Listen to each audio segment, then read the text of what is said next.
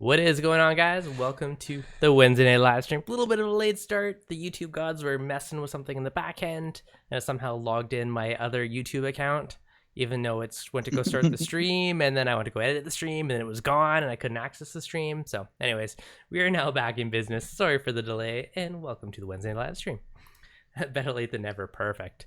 Yes. So, I'm sure many of you guys are cooped up, hanging out at home. Like the whole world seems to be in isolation lately, so it's a good time to play with the tank, sit back, kick back, and chat a little reef. What's going on, Galgo? Sir J, Click Clacks, Derby City, Gabes? How are you guys doing tonight? Hey, everybody. How you doing, Derek? I'm doing great, man. Excellent, excellent. So I was actually on Derek's stream the other week, so I figured, yeah, you're going to be on my stream this week. Yeah, I appreciate it, man. No problem. So if you guys are hardcore into the control freak automation, definitely check out his stream, Reef Automation, because he's doing all kinds of geek out techie type of stuff on how to automate your tank. Yes, I am. Excellent. So I figured one thing for fun. A lot of people are asking about my little reef art I did yesterday. So check it out. I made a little tiny reef, which I think turned out really cool. My green coral's disappearing with the green screen, but yeah, super cool. So everyone out there has had Acro's RTN or STN. If you haven't, you're lying to me.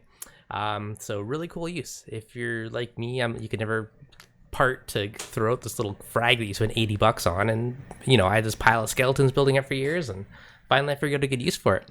So that's really cool. Just got a bunch of like UV airbrush paint, and then just some of them are airbrush, some are hand painted, but super cool way to do it. So do that with the kids, make some sweet coffee table art, and it's kind of a fun little project. A few people are asking if I do a video on that one, so I may or may not. That's really cool. Do you use like an acrylic paint or something? Just use actually acrylic, so fluorescent airbrush paint. Oh, okay. So some of them are fully fluorescent, some of them I just use like normal paint, and then I use those to like highlight the tips. Like it's kind of hard to tell, but I started with a purple, then went to more of a pink on this one, and then there's the pink UV on all the tips, so you get those little kind of ends would glow like a real one would. So super cool. Like I'm really stoked how this turns out. It looks really cool on the coffee table. Yeah. It's like a little tiny reef. So that's awesome. Yeah, I went to one of my customers' houses, and they had really cool little center, like kind of like yours, centerpiece. That's right. Mm-hmm. And it had turtles coming out of shells and different shells, and it was really cool. And they had painted it. Yeah, it's just like cool, different little reef art, right? You got to find cool projects to entertain yourself for the next few weeks. So. Oh, I'm telling me. Oh boy. Painting some of those skeletons, give them some new life, and make some really cool reef art while you're at it. So it's a cool little project. I'm stoked for that turned out. Yeah, so I just did a video on a switch box. Oh, nice. And I really like it. Harry's Aquatics is who makes it. Mm-hmm. And you can program it to do anything. You could program it to turn on a feed mode, turn off and on a pump, whatever you want. And I really like it a lot. So here's the question. Actually, Phil Reefer, quick shout out to you. Thank you for the $4.99 super chat. I appreciate that one. And now, question. I've looked at those before, but I have everything automated. So what do you do? What are your buttons? What do they control? How are you utilizing this little switch box? So it's got, if you're familiar, it's got a momentary and it's got an on and off. So momentary meaning you press it, it does something for a few seconds, and then it has a on switch and an off switch. So I made the on switch my maintenance mode, which turns off pumps, turns off, if I'm going to do cleaning of the tank. So I just hit that switch, everything turns off. Yeah. Which is awesome. And then the momentary one is a feed mode. So I'll just press that and it'll do a feed mode. And it's so easy, even though I have an iPad and, I can control everything with the iPad. Mm-hmm. These little boxes just make it so much easier, especially if, you use your iPad for multiple things and not just your Apex. Mm-hmm. It's nice to just have the button box just sitting there. I love it. It's true. And wet hands trying to use your phone? Yeah, never works. Exactly, that too. I could program it for anything. I haven't really, one thing I did it for was for my Fuge lights because they're so bright. I push the button to turn them off when I go in there because it's just blinding me. Yep. So I did that too. Nice. How much does Reef Automation have in his Apex? How much money? Probably. How much do you spend on that baby? How do you? Is there a way in Skype to show my screen? Maybe I can show my Apex off or something. Yeah, man, you can. At the very bottom of the window somewhere, there should be a screen sharing. I believe. I don't know where it is, but I've done it, so. There we go. Yep. I found it. Is there any Apex modules you don't have? That might be a better question. Yes. And I've actually discussed this before. Hold on. What are you missing? One second. I'm gonna try to screen share here. All right, sounds good. I don't have the par meter, Yep. because I have a par meter That's fair. already. Mm-hmm. Oxygen. I think that's a waste of money. Yeah, that's fair. So, I'm trying to think what else I don't have. There's not much I don't have. You able got to see most my of screen? it. Yeah, I can see it. Sweet. Let's see. So, Mr. Derby City Reefer, here is all my stuff on my Apex. Do you think you're going to max out the modules at one point? No. No? All right, No. just checking. I mean, I don't. The only thing that I'm thinking about these days is making a frag tank. Mm-hmm. And the frag tank is just going to share the water of my main tank. Oh, you're good. So I don't know what else I would need to add to it. Mm-hmm. Yeah, so, you're good. So yeah, you have tons and tons and tons of modules. Yes, I have all kinds of stuff. Yeah, I don't have the par meter. I don't have the lunar unit. I don't have their DDR unit. Mm-hmm. I don't have a PM3, which is the dissolved oxygen. Mm-hmm. I've never seen the point in buying that. It's also $700. Yeah, you got to have a pretty specific need or want for that one to justify that. Trying to think what else I don't have. That is a good question. What I don't have. ETF's asking any decent lights for a mixed IM30 long, something not crazy expensive but have good quality and a variety of features. I would probably use 2 AI primes on that one. I actually used to own an Innovative Marine 30 long, and that is when I bought my first 2 XR15s way back in the day. Probably overkill for that shallow little tank, but at the time that's what I went with, and those have grown with me. But for you, I'd probably say 2 AI primes would be perfect on that. That's what I would go with personally. I had an AI prime on my little 10, and then I went crazy and get an XR15. 7 gallons of water with an XR15. Yeah, that's excessive. But okay, here's something to consider. If you plan on upgrading eventually, that light, you can keep the same light and go with you, right? Or if you get a smaller light, you may have to upgrade it later, right? So that's one advantage to kind of consider if you know you're going to be upgrading in the next year or so, right? You'd buy something that will future-proof yourself. But yes, that would be overkill for a tiny tank. Frag tanks at least add 3 modules? Come on, man. It's probably true. I mean, if I take the water off of my 100 that has everything, I don't see the need to add anything to the frag tank other than a light, Yeah, if you share the water, it's easier, right? That's the biggest thing. If you pipe in your new tanks to your existing water supply, super duper easy, right? You don't need more dosing pumps. You don't need another ATO. Everything's the same. Right. But if it's a separate system, it has advantages, right? Like it's kind of like its own contingency plan, where something goes haywire in one tank, it's not going to affect the next tank. So that's the advantage of separated. But on the flip side, you don't need to buy double equipment for everything if you combine them to the same water source. So it's a trade-off, right? Yeah. Peter is about to make an all-in-one tank like I did in my video the day. All right. Sweet. Good luck, man. Yeah, I was really happy with how that turned out. I am not good with my hands like you, man. I'm computer all the way. Give me a saw and I got that acrylic laser cut, so that helped. I normally would have got a saw. However, a buddy has a company and a laser cutter, so I was like, hey. So that turned out great. So I just did a quick thing in SketchUp and fired over it to my buddy Warren from Level 7 Industries, and he lasered it up for me, and perfect. If I didn't have a laser cutter, I would have just used a table saw and just cut your squares in the teeth, because I've done this in the past. And you just go, move it over a little bit. It wouldn't be perfectly spaced, but I would use the table saw to cut all the weird teeth, which is probably what most people would do. Can I move my stream forward an hour? I used to do my streams at 3, actually, and then I moved it to 4 just because picking up the wife was cool. Technically, yes, I could move it, but we'll see. I don't know. Someone asked about dinos. My favorite thing. Perfect. Miguel's Reef or Miguel Reef. Mm-hmm. He has brownest algae when the lights turn on only. Yeah, that's dinos. Yep, dino is photosynthetic. So first thing in the morning, you're like, my sandbed's so white today. And you come back at lunch, you're like, what the heck? That's probably dinos. How do you attack the algae? You've had Cruz on multiple times.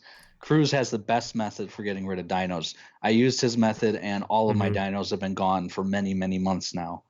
If he looks up, I think it's Elegance Corals dinos. Yep. Use that method, and they will be gone. Yeah, I did a full stream on Cruise with that, and there's a full instruction set on my Facebook group for the Reef Dudes Saltwater chat. So, I mean, either one of those, just go look up the guide.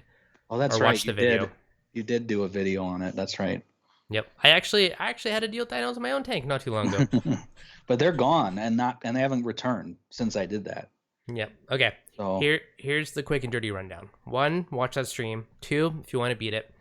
If you have UV or whatever, I mean, that will definitely help prevent it. If you don't have UV, Dr. Tim's Waste Away, that bacteria fights it. So basically add that to the tank. You're going to add a carbon source like vodka dosing, build up that army. You're going to let it fight the dinos. You're basically going to cause a big bacteria bloom in your tank. Some of your corals won't be happy. Some other stuff won't be happy. But for a while, yeah. Now, Unfortunately. as you're doing this bacteria bloom, it's going to be sucking out all the oxygen out of your tank because that bacteria is going to be eating it up, producing CO2. So your pH is going to tank. So you have to add aeration. Ideally, add a bubbler with fresh air. If you can't do that, I mean, take the lid off or take the cup off your skimmer, put a bowl or something on so it doesn't splatter everywhere and let it overflow. But you need to pump in lots of air and do that treatment. Once you get through it, everyone always freaks out because they're like, my tank is bacteria blooming. It's a white milky cloud. I went through the same thing like a month ago on my own tank. And now it's all gone. So it's all good. So, I mean, and it does work. Everything looks great. I mean, it's actually took about 7 days for them to recover. But once everything, I didn't lose anything. And they all recovered. So it's a great method, and it's cheap. You know, it's not expensive to do. And what I'm doing now, which might be the reason why dinos haven't come back, is I have the Waste Away gel packs, and I put them in my sump. And even though Cruz swears you don't need those and they're a waste of money, I haven't had the dinos come back since I put those in. So they must be fighting. I haven't used that, and they haven't come back either. Yeah. So who knows? Fellow Reefer, Dev, with the upgrade that I'm working on, would you recommend using all of the 55 pounds of sand from the 46 in the 180 or add new live sand? I would personally do new live sand because there's a lot of fish poop and junk and all kinds of nasties in there. You can reuse your sand, but I would want to wash it and rinse it really well first.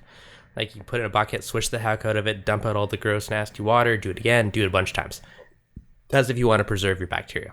If you don't care about the bacteria, you just want your sand clean, put it in like a 5-gallon bucket, go dump the garden hose all the way to the bottom and let the water percolate up. And it's going to be really nasty for like 20-30 minutes and it'll eventually run clear. And then just agitate the bucket every once in a while. And eventually it'll run nice and crystal clear and your sand's clean. But doing that method, again, you kill all your good bacteria. So something to note. Yeah, it's not generally safe to move sand from one tank to another. I guess if you're doing it the exact same day and you're doing it within an hour, it's probably not going to be a big deal. But yeah, I did all new sand in my new tank. Yeah, I did too. It's just less effort for the $80 of sand or whatever. Someone said they used the blackout method. I can tell you that I've tried the blackout method for dinos and they came right back. So fight bacteria with bacteria. Yeah. Yep. So I don't know. I don't think the blackout is the right way to go about it, but it's a method, right? Like anything in this hobby, there's many ways to do it. Oh, reaping Ravi. Is that a gold torch in the background? Why, yes, it is. I have been wanting a gold torch for so long, and I finally have one, and I'm happy because my torch garden looks amazing now, especially the top down. It's like beautiful. Yeah, I'm waiting for them to, kind of like the stock market here in the United States, just drop, and then I'll go buy one. Yep. I'm not. I just. I think They're overly I think priced, but $100 is my cutoff for a coral usually. yeah, Anything above that, I just can't. that's fair. I've done it on a few. I avoid it, but once in a while it happens if I really, really Now I want. might get 10 corals for $1,000, but Yeah. Well, that's fair. It works out about right. I just don't want this $300 coral or whatever to die. Like that's my concern. Yep. There's $300 or $400 on my table art. Although my scully was a pretty penny, my one scully. But scullies are a lot easier to take care of than This is true. Well, most even corals. like rock flowers. Like I look at my rock flower rock, I'm like, ooh, that's your probably expensive rock. Yeah. All, like the little ultras and all that jazz. Hey, that are your happens. rock flowers just gigantic? Mine are like this big now. They're like the size of a cup. I have a couple Gigantic. that are pretty big. Mine are growing like crazy. Yep. Okay. Wiz Reef, how do you prepare for a potential tank leak? We often neglect having a spare small tank. Having a spare tank or bins is always a good idea. Mhm. So, lack of preparation for a tank leak. I actually had a tank leak before. We were out. This is prior to my 30-gallon fusion. I had the 24-gallon fusion with a nice bent glass and pretty little tank. We're out grocery shopping. This is when we first got Orion. So he's like 4 or 5 now. So it's like 5 years ago. And we come home from groceries, set all our stuff on the counter. All of a sudden, like less than a minute later, I hear this big like crack, really loud. Also, I look over and the puppy's freaking out. There is a hairline crack along the side of the bent glass, and water just gushing out, goodness, soaking the puppy. I'm like, shit. I'm like, my fish, my coral. And the wife's freaking out because the puppy's freaking out, and his cage is right by the tank, right? So he's just getting doused with water. And I'm like, freaking around. So the first thing I do is I run out, and I somehow found duct tape. So I'm trying to like duct tape the tank together and like slow down the leak. And I had like laundry hampers and like whatever I can find for buckets to like capture as much water as I could and like get all the fish and coral in it. Anyways, pure chaos. So that was not a fun situation to be in. Luckily someone let me borrow a tank, so I had a temporary tank running for a while. I eventually got a new innovative tank through warranty, but yeah, so that sucked at first, but that was one of the old bent glass ones. So having even now like those big like bins you can get with either like the black or the red lids from like Home Depot or Costco that are like $10-15 each, even a couple of those good enough for a tank. Well, right?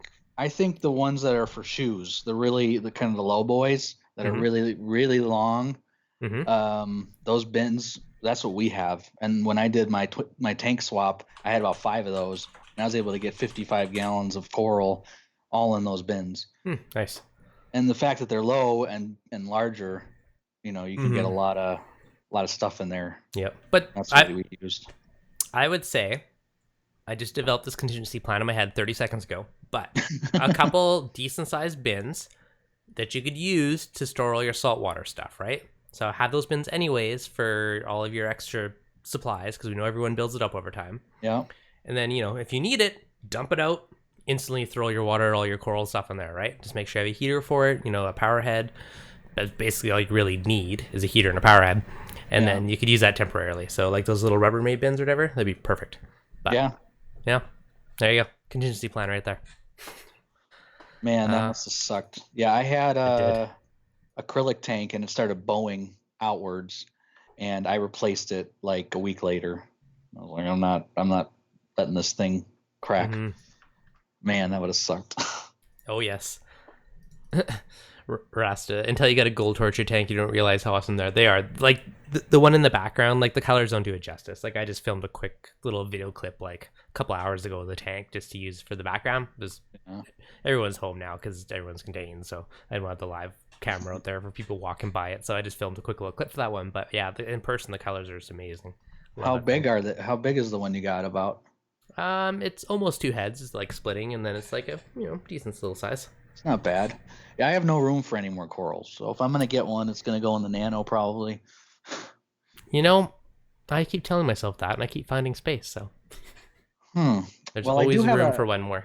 I do have a 300-gallon tank that I could just start throwing stuff in if I really wanted to. How have you not added corals yet? At least like easy ones or softies or. I did. I put mushrooms in there, and they suck. They suck. They don't even look good.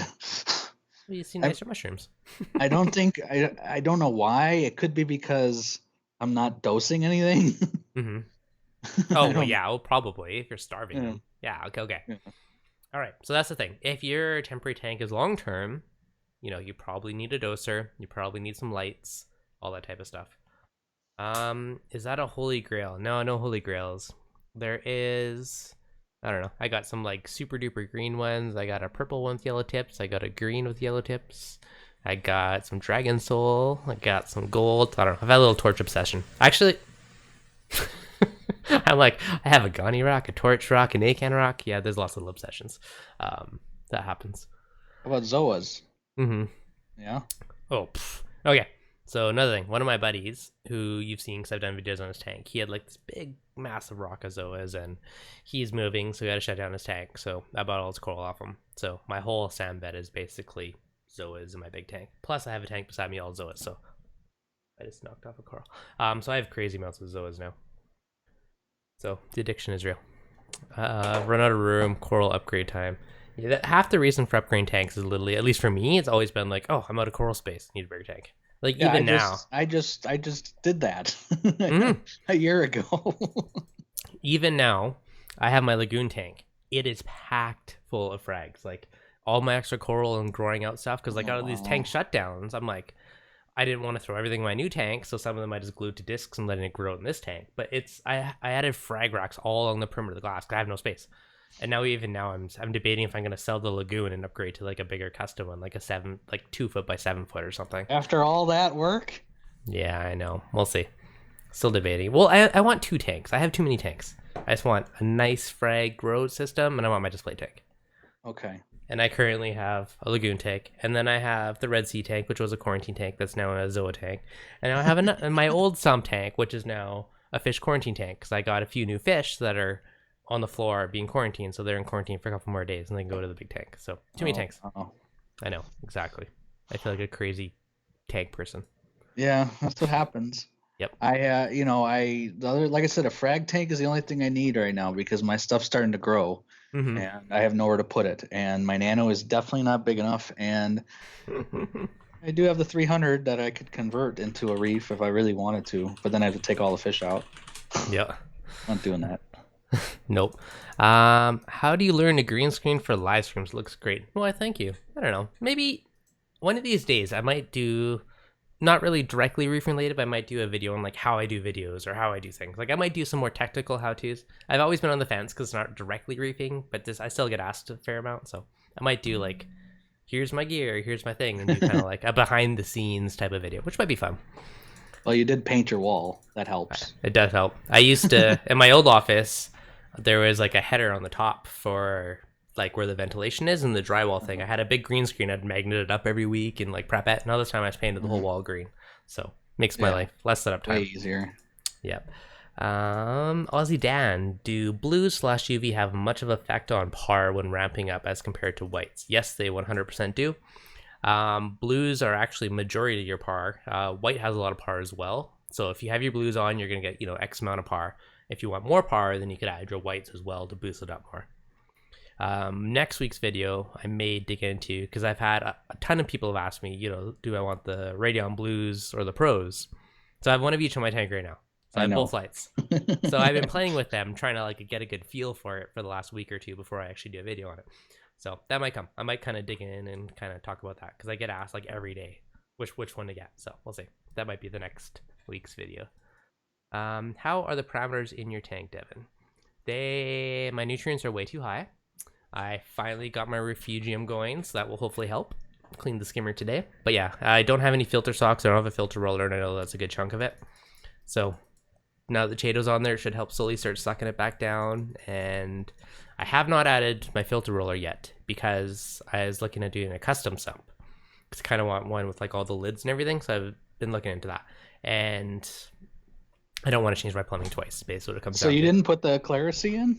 No, it's not in there yet. But I remember didn't you cut out the filter stock area just for it? Yes, I did. No, but here's the thing. The current position in the water box where the gate valve would hit the roll. So I got to change it so I could, cut the pipe and rotate it.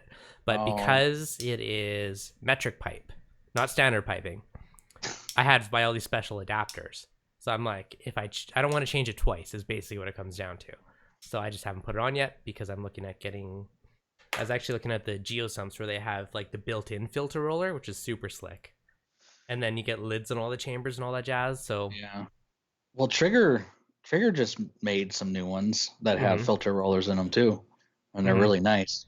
Yep. No, so yeah, I was looking at the same thing with Geo. So I was looking at a custom one, so that might happen. I've been talking to them a little bit, and they're not cheap, but they're pretty awesome. So we'll see. So that may happen. So I'm waiting to figure that out before I change the plumbing, just because it's metric and it's a bugger to change it. Oh, I'm sure.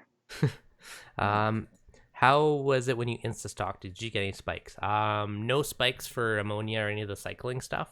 That was actually fine. It's really only my nitrates and phosphates have creeped up since I've been dumping in food because I have ridiculous amounts of fish in there.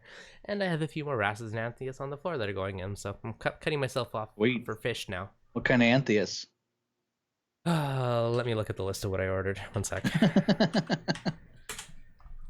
I'm looking for a botched anthias everywhere. Yeah, okay. Those are not friendly anthias. Like, they're very dangerous for divers to collect them. So that's why he's going in my 300 if I find one. Yeah. So it's very sketchy for them to actually collect them because they're crazy deep. Okay, so for the new fish, I have a Hawaiian flame angel. Why the Hawaiian one, aside from them being pretty, is they're less likely to nip corals. So that. I got Biomac Anthias. A blue star leopard wrasse, which are really cool. Those are cool. 3 red fairy Anthias. Okay. And what's the blue? Like, there's one with like a blue jar or something like that. He's super cool. Blue jaw, a blue throat trigger? Yeah. No, blue throat. It's a wrasse though. Oh. I don't know. Which one is it? Maybe it's the Biomac one. I gotta Google the photos. I'm not up on all the scientific names of them. But yeah, one of them, he has like a blue throat and he's really cool looking.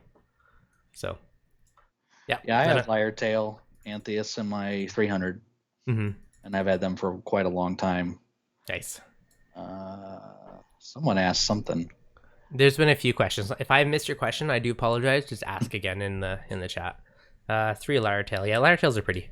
How do you like the water box? Were there other manufacturers you considered? Need some recommendations. Okay. In general, I find Red Sea and water box are going to be very similar in looks. They're very similar overall. Water box seem to have a few more little nice features with it. Honestly, either tank is a nice tank. I've only had the nano for them, for the Red Sea. Water box, obviously, I've only had my massive one now, but I've seen them side by side in stores, and they are similar. The water boxes seem like a bit thicker glass, and like a few of the things seem like nicer touches on like the stand and some of that stuff. But I mean, at the end of the day, they're both very nice tanks. I like with the water box, like I know the doors, everything are actual plywood because like you can see the grains in it when you're installing the hinges and everything. So it's nice to have, it just feels a little bit higher quality. Well, so, you have the mileage may vary. You have the glass sump, which I would never have a glass sump. That's just why until I got the eShops one on my lagoon tank, I've only ever had glass. I've never not had a glass sump. I can't do it. Yep. If I ever need to drill something or ever need to add a sensor or I like having acrylic so I can just drill into it if I need to change stuff. That's just me. Someone was asking how you're liking QTing. It's more of a pain. However, I had a very bad experience from not Q2ing, and I learned my lesson. All right, so a couple of months ago, I had Humblefish on my stream, who's like probably the most popular kind of guy online for quarantining stuff. And why that came to that is because I had a handful of fish in a temporary tank on my floor. Someone was importing some fish, and I was like, hey, that's a cool fish. Let me grab one of those. All was good for a week or two, and then basically everything in the tank got wiped out. I don't know if it was velvet or what it was, but it wasn't fun. And some of those fish I had for years. So it sucked because I lost about half my fish from my previous tank. So that was a hard time. This was right before Christmas. It sucked. It was really crappy. I lasted 5 or 6 years without quarantining. Never had an issue. Make one stupid move from buying some from a wholesaler and all happened. So now I quarantine. Can you get away with it? Sure. But 5-6 years, fine. Rock runs out eventually. Yeah. So now I quarantine stuff. I have a quarantine tank. Yeah. That I've used once, maybe. Yeah. I don't buy fish very often. So, I've had the same fish in that 300 for years. If I buy a new fish, it'll go in the nano, and I don't really care what happens in there. Yeah. There's only one fish in there. So. Yeah. Okay. So, fair. Liam just subscribed. Welcome, Liam. Okay. So with that, now my new fish, I know the wholesaler runs copper. So I'm not using copper on this quarantine. I'm only using Prosi Pro, which treats for internal parasites. So I know because he runs, copper at a therapeutic level in his systems, it's fairly not really worried about ick or that other type of stuff. So just doing that one. So this one's a super quick quarantine with just for treating for parasites. So treat Prosi, 4 days later, treat Prosi again, another 3-4 days later, they're good. So 2 doses. So that's what I'm doing with this batch. And quarantine is a bit of a pain. So that's probably why I have 4 or 5 fish that I'm just doing all at once, and then I'm just not going to buy more fish for a long time. Yeah, I have a 29-gallon quarantine in my guest room that's just sitting there. Nice. But I have it, and I'm always going to QT. I had ick in my tank, and I had to remove every fish. And me and my wife literally had to get into the tank and remove every rock and almost every coral to get to 2 of these fish that were this big. Oh, dang. And I'm like, man, I never want to do this again. Yep. Okay. Just going back to a couple questions of the chat. How many Anthias can you keep together? Anthias are usually fine. You usually want one male to a bunch of females, and then you're okay. Do torches need to be away from other corals? Torches can definitely sting. They're okay with some Euphyllia. I generally just give them their own space because torches are generally fine with torches.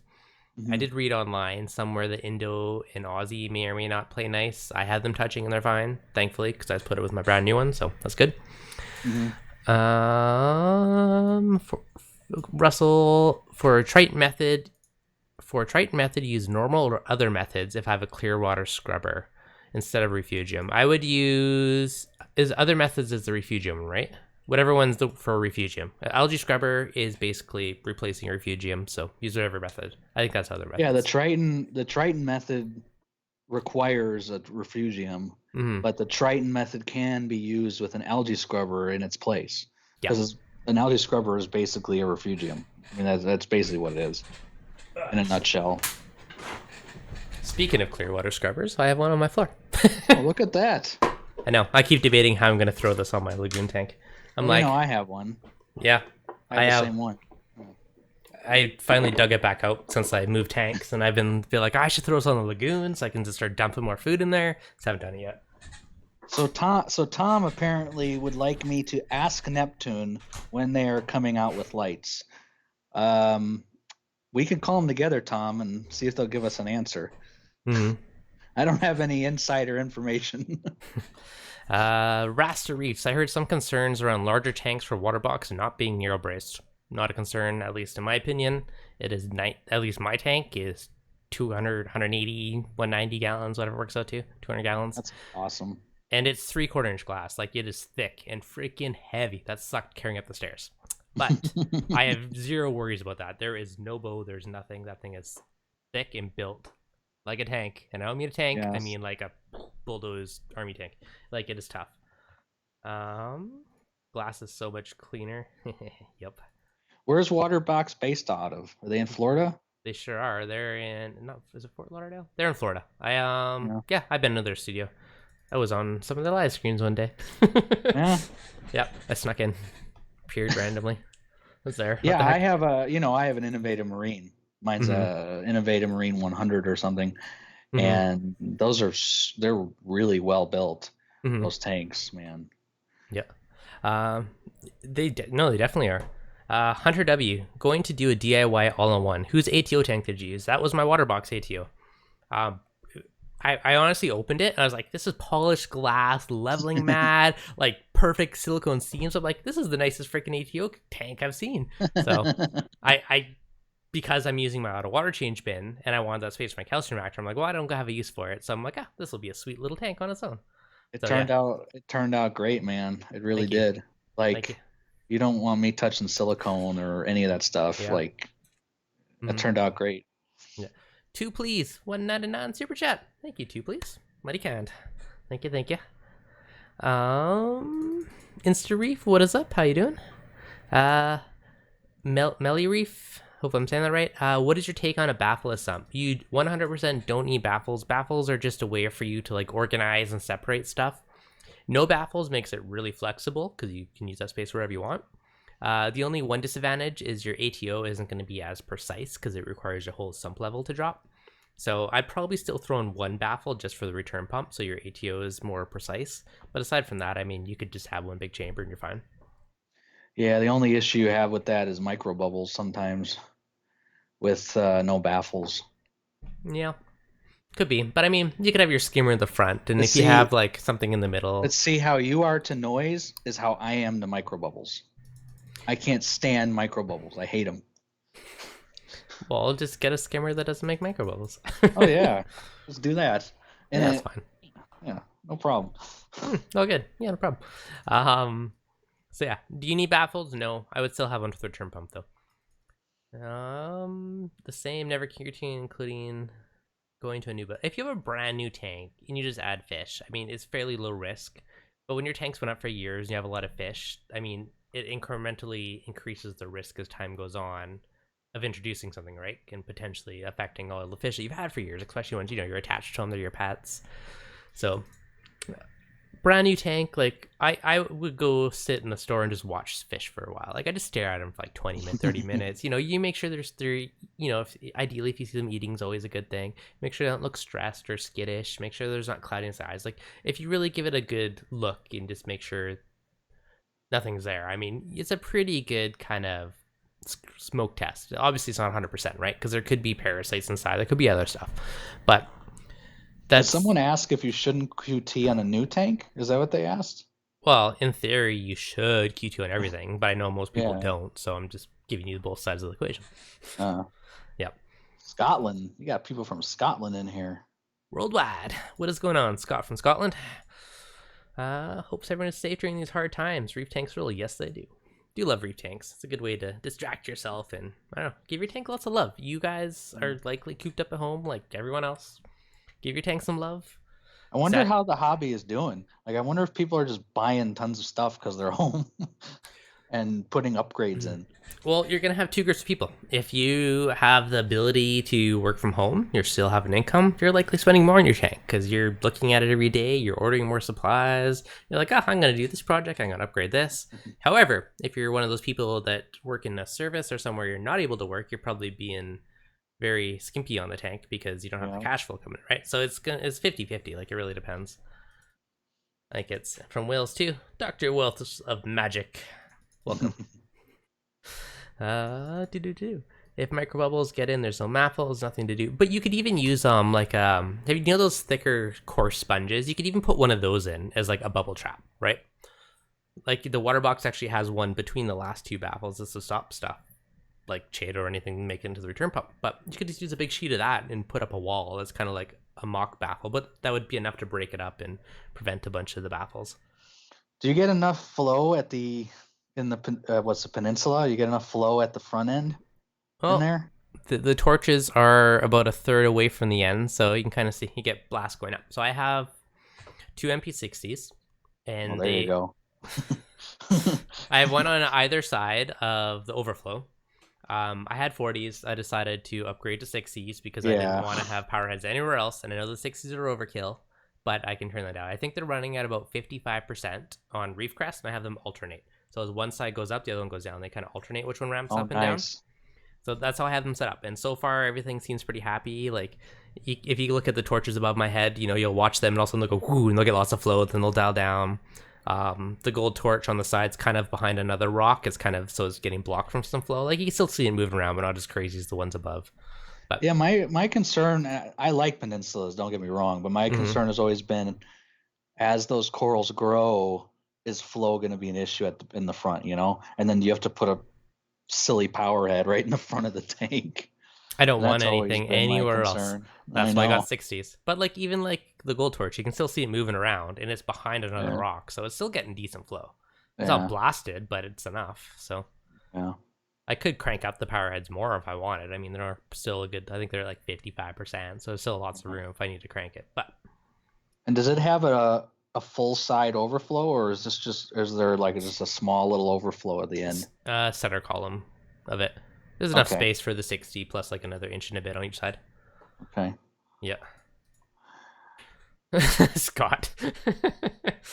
I'm recovering from brain surgery. 30 minutes left to live when I made it. Priorities, Scott. Priorities. Okay. I don't believe you, but welcome just in case. And I appreciate it if you were 30 minutes left to live. Well, if he's got 30 minutes left to live, we gotta do something for him. I know, right? Celebrate or. Yep. Oop, cheers. Yeah. Good job, Scott. Yep. Good Have job. a good one. Yep. Having a problem with low pH. Oh my goodness. You're telling me, Chris. If you're using a calcium reactor, I feel ya. If you're not using a calcium reactor, that still happens to a lot of people. If you're somewhere warm, open a window, let fresh air flow in your house. That's half the battle. If you do have that fresh air open, well, you could try using Calkin or ATO. That's another way to do it. If you have the ability to run an outside air line to your skimmer, if your tank's an outside wall and you're willing to drill a little hole in your house, that is an excellent way to boost up your thing. Get well, Scott. Yeah. Yes, get well, Scott, who only has 30 minutes to live. Yeah. Enjoy those 30 minutes, buddy. Appreciate you being here, even though I'm sure you'll be back. Yeah. Everyone hit that thumbs up. Thanks, just another nano tank. I appreciate it. If you guys enjoyed the stream, hit the thumbs up. Makes me happy. Makes the YouTube gods happy. Win-win for all. Yeah. What Vortec do you recommend for a 180-gallon acrylic tank that's 3/4 inch thick? You could get away with either 40s or 60s. My previous tank I used 40s. And my new one, I use 60s just because I wanted them to push that 6 feet and I didn't want anything on the other three sides. My old tank was, 20 gallons less. Like it wasn't a huge difference, but I had them against the wall and I had them on the back wall blowing forward to the front of the tank in 40s. And I actually turned them down quite a bit because it was only going 2 feet. Yeah. And that worked really well. So depends. But if you have. I got two 40s on and mine's only a 100-gallon tank. So mine are way overkill. I have them set to 20%, I think, or 30%, both of them. So, but then I have MP10s in the back. I mean, I'm a little overkill, as you know. So I got two MP40s and two MP10s. Crazy. Good old Darren's on. Hey, Darren. Yep. Can you hook an airline up to some sort of media if you can't run outside? Can't remember the media. They do make CO2 absorbing media, and that is definitely an option. It's not the cheapest to run, though. That's the thing. Outside air is free, right? But if you don't want to do that, you're renting somewhere, you don't have a window close, then you could use that CO2 absorption media. You can buy, like BRS sells it, or you can buy it off Amazon. It's like soda lime pellets, or you can buy it from a scuba diving shop for rebreathers. Lots of different uses for it. It doesn't last very long. That's the problem with it. Yeah, and it gets expensive. Now, I have seen people do like a recirculating where you hook it up to the lid of your skimmer, so it's circling the air through your skimmer, and that will make it last longer. I'm just not sure how long that lasts long term, or if there's any issues with condensation eventually. But that's what I'm. So that's how I'm running it. Is it working? No, but that's how I'm running it. With the calcium reactor, it pulls down the pH so much that scrubber doesn't do anything. Yeah. So to these people's questions, yes, anything you're saying will help with the pH. But if you have a calcium reactor, you're basically fighting an uphill battle. I mean, you are. So. Yes, if you're doing any type of 2-part or something that doesn't depress your pH, Absolutely. CO2 scrubbers, recirculating scrubbers, outside air will help significantly. Mm-hmm. Because Yep. once I turn off the reactor, my pH just goes up, Mm-hmm. skyrocket. Yep. So Yeah, it's true. I mean, you're dumping in 6.5, 6.6 pH water into your tank. It's going to lower it. So yes, yeah. it's the one downfall calcium reactors. When are you ready for aquapore in your tank? There's already aquapore in my tank. If I move to the side, you can see a couple right there. I had aquapore in since day one. A lot of people say don't put acros in a brand new tank. Okay, I don't believe that. I had acros in mine since day one. Now, yes, I did have a couple that RTN and I did lose a few, but I also put in a ton, so overall the ratio isn't bad. Now, I have had acros live in a 5-gallon bucket of water with a radion above it and a power head and a heater. As long as your elements are stable, acros are fine. Now, when you add fish to your tank, you need to make sure that your nutrients don't skyrocket. That's more the thing. Like, acros are fine in a brownie tank. Like, you could literally have a 5-gallon Rubbermaid full of water and new corals. You know, as long as your elk and your stuff is stable, they'll be fine. They'll be fine. Yeah. Yep. It's when you start adding tons of fish, which I did, and you got to keep an eye on your nutrients, make sure your nitrates, your phosphates, everything don't go super high because that's just going to stress out your corals. So, food for thought. Yeah, I mean, everyone says the same thing. Don't put acros in a new tank. They say that because in a new tank, your nutrients go up generally right in the beginning. Yep. So as long as you are able to maintain a low nutrient, with a scrubber or a refugium or whatever.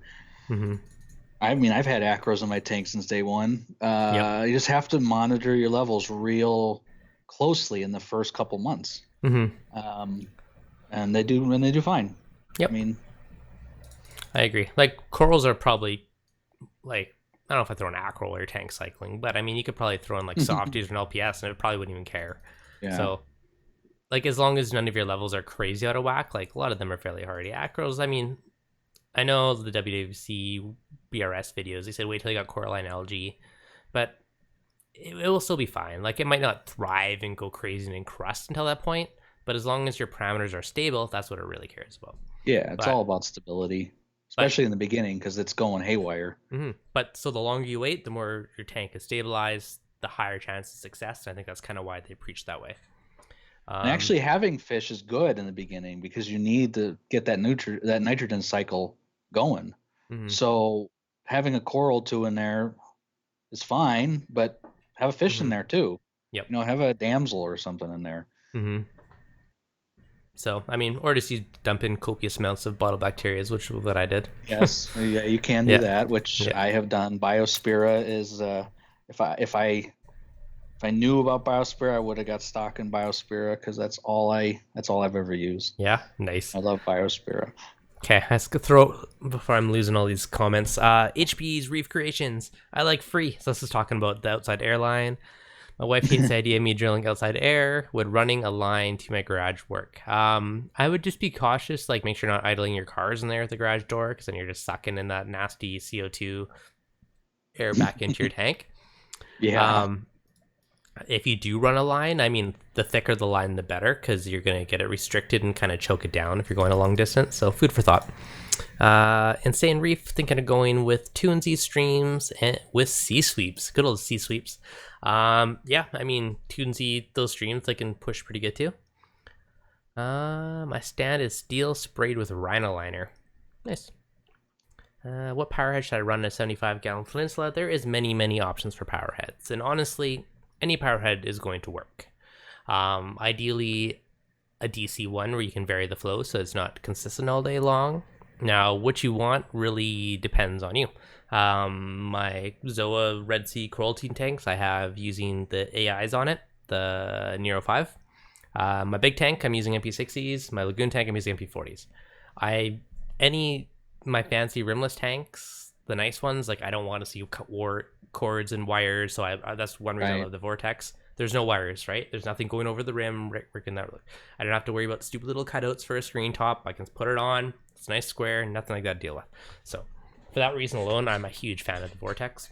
I like those little Neros. They're really awesome cool pumps. Like, yeah, I have two. I got one on my Zoa tank, and I got one on my quarantine tank, which I might throw on my Lagoon tank. They only made those cordless. Oh, they would be. I'm sure Ecotech must have some patent on it or something. Probably. They're such a cool design, though. I don't know. Love it. Okay, I'm just scrolling through. The chat's all over the place. Realize. Someone was asking what the key is to fast growing coral. Well, there's a lot to fast growing coral. Number one, stability. You want to grow corals fast. Keep your parameters stable. Feed your corals. So give them lots and lots of food. Now, when you give lots and lots of food, you're going to up your nitrates, your phosphate, your nitrates, right? And too high is also bad. So you need to build export. So if your tank is stable, your elk is the most important, right? Then you got your calcium in your bag. But elk's the main one. Keep that stable and keep your nutrients low and feed them lots of food. They'll grow very well once they're settled in. Once his they're question. happy. Yeah, his question was regarding lighting, and my opinion has always been lighting is the least of your concerns. Mm-hmm. You know, most corals can thrive in many different types of light spectrum and PAR. It really comes down to stability, like you said, and water quality. That's how corals grow, and that's how they do well. I mean, yeah, lighting's important, but it's, you know, if whether it's blue or white or whether it's a different, they're still going to grow, and they're still going to grow just fine. I don't think they'll grow any faster if you have a different spectrum. That's just my opinion. You know. Yeah, I don't know. It's hard to say. I don't. In theory, a lower Kelvin, so more of a white light, will technically likely grow your corals faster.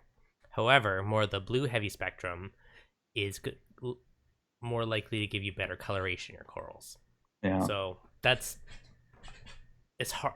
I don't know. It's hard to like 100% certainly say that, but that's been kind of the thoughts. I know a lot of like old school coral places would use like their 10,000 or 8,000 K or whatever and get them to grow faster. Than they try and color them up with a higher Kelvin light later. I see. So how true that is now, still, it's hard to say. Like I know like Reef Wholesale I did some videos with them out in Toronto, and they're kind of the ones that developed the AB Plus, which is kind of like basically the standard of aquarium lighting these days. Is even other lights like knocking it off. Basically, this is our AB Plus, right? So this is proven to work. Like I go check out the video with them. They have massive colonies they've grown under, and it's just they all look amazing. Oh yeah. So, like it's tried and true. So you got the Kessel logic too, where they just say here, this light's going to grow coral, and it's their own spectrum, whatever that is. I mean, yeah, I know. I always didn't. I felt robbed though because I didn't have any color channels, and I feel like I'm missing out a bit. I know, right? So I know. It's like a video game. Yep. Any updates of the SICE SDC? I will get back to you on that. I actually have one. I have to play with it more though before I can. Oh, you do? Yeah. Oh, nice. Yeah. I'll probably put it in my Zoa tank or one of them. But yeah, I don't know. It's a cool little pump, but I haven't used it enough to say for sure. So ask me in like a month and I'll tell you. Would you use Jabo Powerhead for a budget build? If you're on a budget, sure. Jabo's, now it's hit or miss on the long-term reliability. I've had some that last for ages. I have some where I had to replace the peller. I've had some other parts die on them. So Jabo is Russian roulette. If you're on a budget, it's a good pump. You know, you might get lucky, you might get a couple years out of it. You may be replacing it a year. So take that with a grain of salt. All the Jabo powers I've had, they've always made some weird harmonic sounds. Like if you haven't like the Elspeth, it's like so. Every Jabo I've had, I don't like the controls. That's my problem. Okay. They're kind of a pain in the butt to figure out. They are. But they work. They work and they're cheap. For $100, you got like a decent power head and it's going to do the job.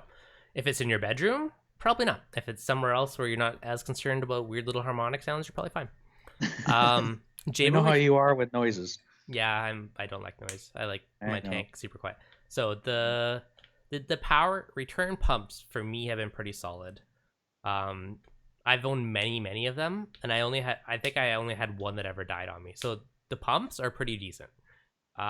My first Ecotech one was Lily because a fish store had it on sale, and I was like, hey, if this is quieter, I'm like, can I try this? I'm like, if it's quieter my Jabo, I'll buy it, but if it's louder, I said I'm bringing it back.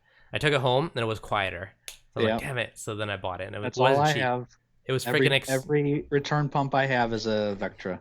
Yeah, it was expensive, but I'm like, hey, it's quieter, so it made me happier. Like the Jabo, like it wasn't bad. It was still quiet, but I heard some little turbiney noise, and like I could pick it out from down the hall, and I'd be like, I hear it. And then once I heard it, I couldn't unhear it, and it just drove me nuts. And I actually had a Core 20, a Neptune Core 20, super quiet. But I ended up getting the Vectra when I did the new tank because I needed more power. No, and they're great. Fair. They're so quiet. Oh my goodness. They're dead silent. They are awesome. Love it. Then you have Reef Bright. I've never actually used Reef Bright. I've seen them. There is many people that use T5s that love adding the Reef Bright strip to it. How do you properly care for SPS? Keep your parameters stable at the end of the day. That's what it comes down to. They like stability. They don't like changes. They're like finicky-keeled men set in their ways. You just pick something. Keep it that way. I will add to that. All right. And you might disagree, or I don't know what you'll say. We'll find out. SPS, dose aminos. If you have SPS, dose aminos. I will tell you, since I started dosing aminos, my acros grow faster. They look way better. Polyp extension is significantly better. Anybody that has SPS, I recommend dosing aminos. There's something about dosing aminos that gives them that extra nutrients they need, especially in a low nutrient system. So if you have a low nutrient system, aminos will do wonders for you. How about a high nutrient system? Oh boy, I don't think you need to do aminos in a high nutrient system. That's fair. I mean, you're going to be adding more nutrients from the aminos. If you feed frozen food like mysis and stuff like that, you're likely, and you don't rinse your food, you're likely getting a good chunk of aminos out of that. Correct. And some of the other stuff. If you feed pellet foods and other stuff, you're probably lacking on it, and it most certainly does not hurt. There's many people that say they get a lot better color from dosing aminos. And Mara Reef, I dosed aminos and it gave me horrible allergy. I've heard of some people getting cyano. Usually that means they're dosing too much aminos. Too much, yeah. Yep. So that's 100% what happens if you dose too much aminos. I use AcroPower. I noticed with AcroPower, it's got a really high tolerance for overdosing. That's why I use it. I dose aminos. And again, I have a 100-gallon tank full of SPS and clams and all kinds of stuff. I'm only dosing 15 milliliters of AcroPower a day. So, again, you got to dose them real lightly. You know, I do have coral amino. I put 3 drops of that in my nano tank every day. So. Nope. All right. Okay. Insane Reefer, 199 Super Chat. I don't think I thanked you for that, so thank you very much. Just before that scrolled away. If you're cycling rock, how long can you have it out of water? Don't let it dry off. Keep it wet. If it dries off, you're going to lose your bacteria on it. So I'd avoid that one. Rookie, welcome, buddy. Haven't seen you in a while. Oh, I haven't done my super chat. Look at that. What? I'm on the stream and it's not letting me do. Oh, you know why? Because I'm not signed into my personal. We're gonna change that right now. You are far too kind. A guest and a super chatter. I always give you a super chat every single time. Thank you. I appreciate it. All right, let me switch over here. Is there any other issues with your Nios skimmer as of now? No issues. Nios skimmer is great. I love my Nios skimmer. I have the same one you have. Which one? 160 or 220? I have a 160. Yeah, it's fantastic. 160 right beside me, amazing skimmer. My 220 is a little bit louder of a skimmer than the 160. It's also a beast. It's freaking huge. That I haven't cleaned it since I installed it, so maybe I just give it a clean. But it skims like crazy. Like it is. I cleaned it today actually, and it was nasty when it pulls out. Like it does an amazing job. It's for the fact that it's not a DC. I'm pretty sure it's not. It's not. It's AC. It's a fantastic skimmer. It's super quiet. And I absolutely love it. I really do. Derek, $5 super chat. Thanks, buddy. Thank you for having me on. Reef automation plug. Yes, it is. Extra bonus plug. If you guys mainly if you have an Apex, check out Reef Automation because his channel is Apex and Neptune and how to program. Basically, you're like an expert on Apex. So if you want to learn how to do something, you probably teach it on your stream. So I do. Every exactly. week on my streams, I actually go on my Neptune and show people how to program. Nice. I really am dedicated to automation. So, And you have uh, wicked prizes like every week. I don't know how you give away so much stuff. You have way too much stuff, but you get do wicked giveaways. So check it out. I don't always have stuff. I sometimes buy stuff for people because I'm crazy. You are crazy, but it's awesome. So if you are a hardcore reef geek and you love the automation, make sure to check out the Reef Automation channel. Rogue Aquariums, $4.99. Thank you, good sir. Darren, much appreciated. Thanks, Darren. Darren, you actually I had had Darren him on. on. Yes, I did. I had him You last did. weekend show us his 600-gallon tank. It's That is an awesome tank. insane. Mm-hmm. You know? Yeah. It's awesome. It's come along pretty good too. It's gonna be a pretty sweet setup. Yeah, he's going to. I purposely am having him put one frag in there and take a picture of it. Nice. Just to show. You'll be like, Just, I think I see the frag. I mean, Mm-hmm. we have me and you. I have 100 and I have a 300, but I can't imagine maintaining a 600-gallon reef tank. Yeah. I just can't. I just thinking about it makes me like I would never leave my house. It's not that much of a difference. I wouldn't leave my house. Well, you can't leave your house really anyways, so you might as well start 600 gallon. But yes, I've been helping Darren with programming his Apex, getting his Apex configured. Yeah, that's what I do. I love it. Awesome, love it. Fellow reefer, Dev, what's your thoughts on the NIOS reactor? Love it. I have one on both tanks. I love there's no plumbing. You don't need a pump for it. It's all self-contained, just overflows out. I think they're a very elegant design. Yeah, I have one on both tanks. Yeah. Just a little bit of carbon. In my big one, I threw in a little bit of Rophos the other day just because my phosphates were a little on the high side because lacking filter media. So threw that in there. But people were complaining that the lid pops off on those, so I never bought one. I've seen that with two people. One of them was missing the O-ring, so that made sense. And the other one, he never cleaned the sponge in it. So there is a sponge in the top to catch any little particles so they don't flow in your tank. And there's a couple sponges in it. So I got him to, like, whenever you change your media, like, rinse it out in the sink, get rid of all the particles. So I think after he did that, it was fine. So I think it just literally just clogged up so much, it was like a plunger pushing up on it. And that's my theory. So he's had zero complaints since he started cleaning it every time rather than just changing media. So I see. That's my 2 cents. So if you change media every couple months, just take it out. Or maybe just don't use super fine media. Use something with a larger grain. So yeah, I think that's definitely true with the grain size. Mm-hmm. Yeah, because anything like too powdery, you're going to clog that sponge eventually. Yeah. Then it's like a plunger pushing up. I didn't think about that. Yeah. Brian Bench, $5. Thank you, sir. Thank you, Brian. Brian won one of my giveaways, I think. What do you win? I don't know, Brian. What did you win? Devin wants to win something. Yeah, I've entered every time. I'm giving away a dose this weekend. What? Brand new dose. That's Dang, right. Man. You got the best giveaways in your channel. Rookie Reefer, first ever super chat I'm poor. Rookie. I think a lot of us are having. I'm your first buddy. Oh, thanks, buddy. This whole ridiculous virus thing, man. Everyone's struggling. Sucks.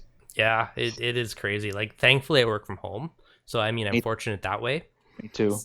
I mean, if I worked in, a service industry where you have to physically be there, like, it'd definitely be a lot harder. So I've honestly been like crazy busy now because I do tech stuff in healthcare and I'm supporting everyone that's working from home and dealing and make sure everything's working. And so I've been crazy busy lately.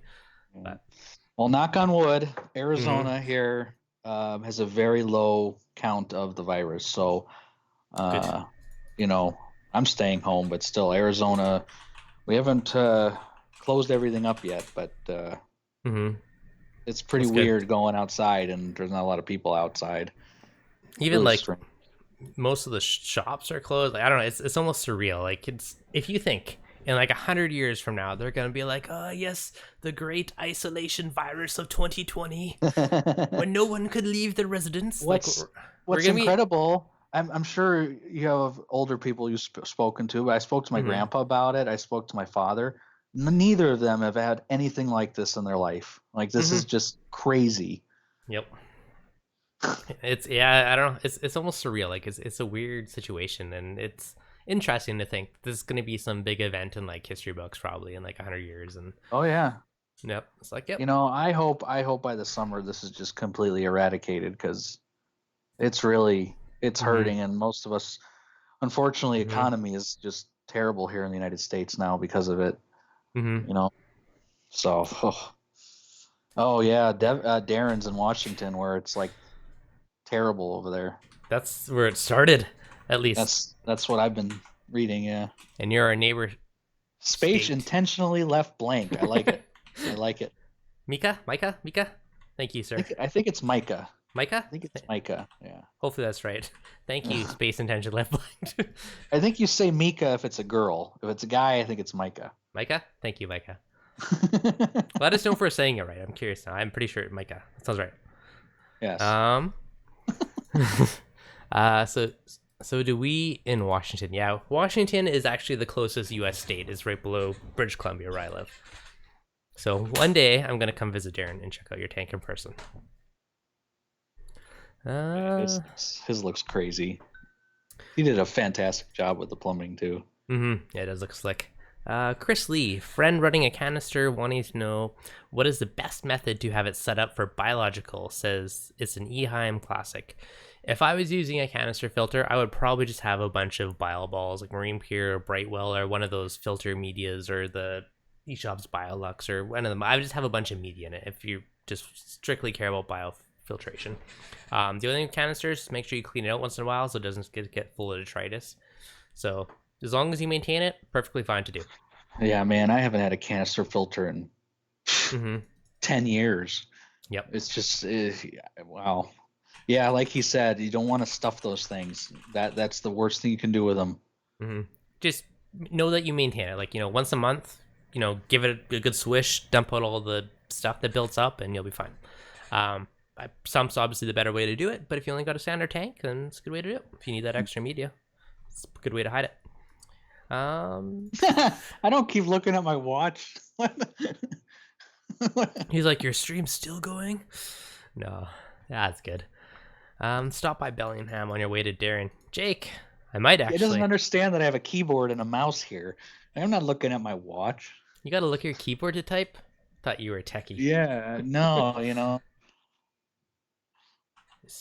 Jake is in Bellingham. All right. Remind me. Need to go to the bathroom. I'm sorry for interrupting. Just hilarious. Yeah. Jake in Bellingham. All right. Once all this coronavirus goes down, I'll probably make a trip down there. No promises, because who knows? This is probably a couple of months until we're through all the madness. So. Well, we were just talking about it. I'm hoping they don't cancel MACNA because it's here in Phoenix. And all of these buddies of mine, especially some of them here in chat, I've been waiting to meet in person, including you. Yeah. And I'm really hoping, man. Hopefully. Well, most of the shows have been postponed. Like the one I was supposed to be at last week, Niagara Coral Show, is now postponed to July. And I think Aquafest, which was supposed to be in April, is now in September. So a lot of stuff has just been pushed up. So hopefully everything's back to normal life by then. Hang on to the super chat in AUD or USD, because if USD, I'll need it back. AUD is almost worthless. Yeah, our dollar's sucking too right now. I feel you, man. James, any tips on the Red Sea Max Nanny you previously owned? Okay. After a while, I ditched the skimmer. I just felt doing a 5-gallon water change a week gave me way more benefit than the skimmer. And the skimmer wasn't bad, but it wasn't silent or quiet. So I ditched the skimmer. Same thing, I ditched the filter sock, and I just used a little chunk of filter floss on top. It was easier to maintain than the socks. But yeah, aside from that, that's the only really things I changed. The ATO container, again, I put a bigger one on it because that one lasts like 2 days. I had a 5-gallon jug underneath with like a proper ATO, and it lasts like a month. But those are the biggest things I'd say to tweak on it. Yeah. Otherwise, do your water changes, and it's super duper easy little tank. Yeah, the Nano, I was just doing water changes before I hooked it up to my main tank, and it was just fine with water changes. Yep. But yeah, honestly, on that tank, it's probably overkill water changes, but I did 1 bucket, so like 4 or 5 gallons once a week when I was motivated, and that's basically 100% water changes a month. Like the tank just never had any issues. Everything was always happy and thriving. So, and what's 5 gallons a week? one bucket. It's super cheap, and Right. the tank was just thrived. It was just happy all the time. So that's my advice on the Nano. Now, the only issue I have on my Nano is the surface scum. Like, I can't get rid of it. I've tried changing the Do you flow. have an overflow? It has an overflow, yeah. How does that not skim it off? Is all your flow pushing away from the overflow? I don't know. I don't know. I've tried multiple different things, and it's just a bunch of surface crap. Yeah. Oh. Yeah, I would just look at your flow and maybe just break up the surface more. But in theory, as long as it's swirling and makes it to the overflow, it should surface skim it out. Roster Reefs, yes, future control freak. We need more of you guys. Terrence said I was not a true control freak. I know. Made me laugh because I don't have a trident. Well, you gotta, in order to be control freak, you have to be on his Control Freak Wednesday, which, sorry to say, he picked a bad time. There? He picked a bad time. I know. I had to skip yours because of his. Trust me. I was not happy about that. Aye. Thankfully, Reef stock's coming in August. Yeah, you're probably fine by August. Like, I'm hoping the madness will all be done by then. Wasn't Macna in August? August? Yeah, end of August. Yeah. Macna's in August. Mm-hmm. Sitting at home quarantine. Oh, that's no fun. You're whole world's sick. Oh. Yeah, that's coral lovers in New York. Yeah, New York would be a crazy place right now. I was supposed to go there when am I supposed to be there? May. So I don't know if that's gonna happen or not. It's probably too soon for. Well, next week I was supposed to be in Orlando. I was going to see Worldwide Corals. I was going to see Top Shelf. I was going to see Disney World. Mm-hmm. We had to cancel the whole trip. Mm-hmm. My wife was really upset, but I was looking forward to seeing Worldwide Corals and actually going there. Oh, super cool. Yeah. Have you ever been there? No, I've never been to Orlando. Okay. It is. Oh, it's a cool place. Way too many freaking tolls though. Every single highway, every time you turn, it's like another toll booth on the highway. But aside from that, it's a cool place. But worldwide, awesome place, especially their new superstore. That big lagoon tank is amazing. Yeah. Yeah, like Top Shelf, and there's a few really cool stores that's good to check out. Let me know when you go. Yeah, I was upset. Yep. Thinking about when my skimmer gives up going to an algae scrubber. What do you think about that? I think use both. Yes. So, algae scrubber. Okay. So, I get asked this constantly. Algae scrubber versus Refugium. I explain this one a lot.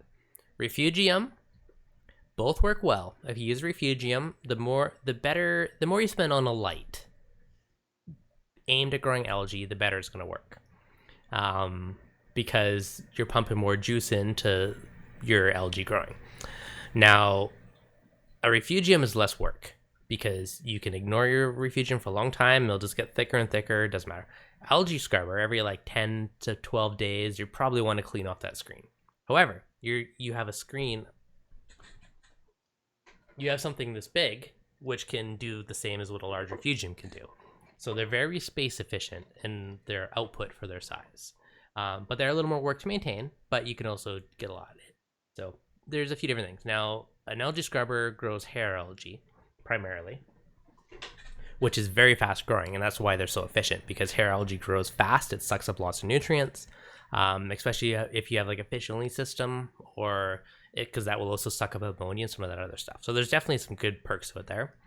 Now, a skimmer, though, not only removing stuff, that's one side of it, but it also adds a lot of oxygenation to the water. So even that alone, I'd leave the skimmer on, because you're going to get benefits of boosting that oxygen level in your water. Best way to sort out problems of having low phosphates and medium to high nitrate. Yeah, I was telling them just to dose PO4. You could. I just dump in more food, but that's also going to boost your nitrates a bit. Right. If your skimmer, like if you have a decent skimmer, like it will help with your nitrates by moving those organics out of your water. So I'm wondering what his filtration is, how he could have such low phosphates and medium to high nitrates. Unless you're using like GFO or Ruofos or something. He must have GFO or lanthanum chloride, something targeting the phosphates. Yeah, so depends. Let us know some more details if you can. Return on one side, power head on the other side. I think it's pushing away. Yeah, so the other option is if you have your power head just on one side of the tank and kind of let it force the water to swirl around the tank, then it'll kind of make its way to the overflow.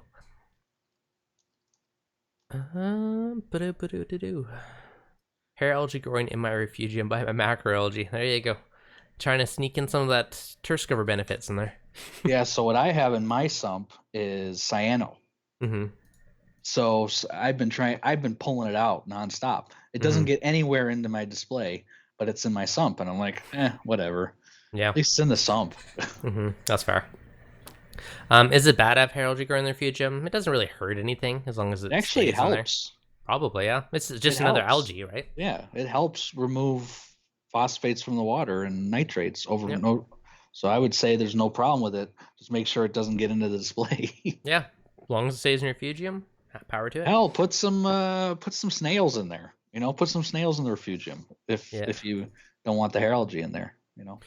Okay, what is some introductory Apex gear needed to control 2 tanks, roughly 20 to 24 devices, and we'll need an outlet spot. Okay, so that's a lot of devices.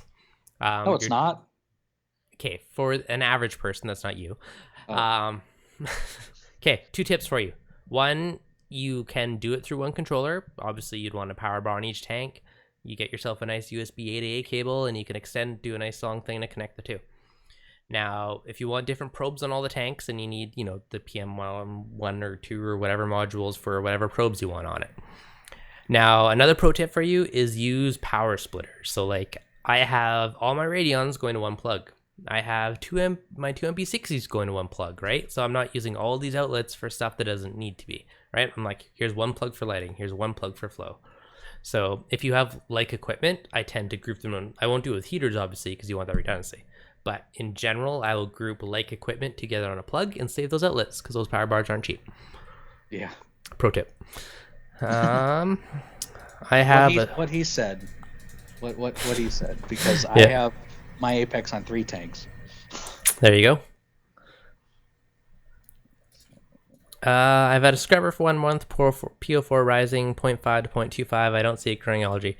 Okay, so scrubbers do take a few weeks to break in, or at least a week anyways. If it's not growing any algae, you might not have proper flow on it. That's one thing you need to take in consideration. If it's too much flow, it's not really going to get the algae able to grab onto it.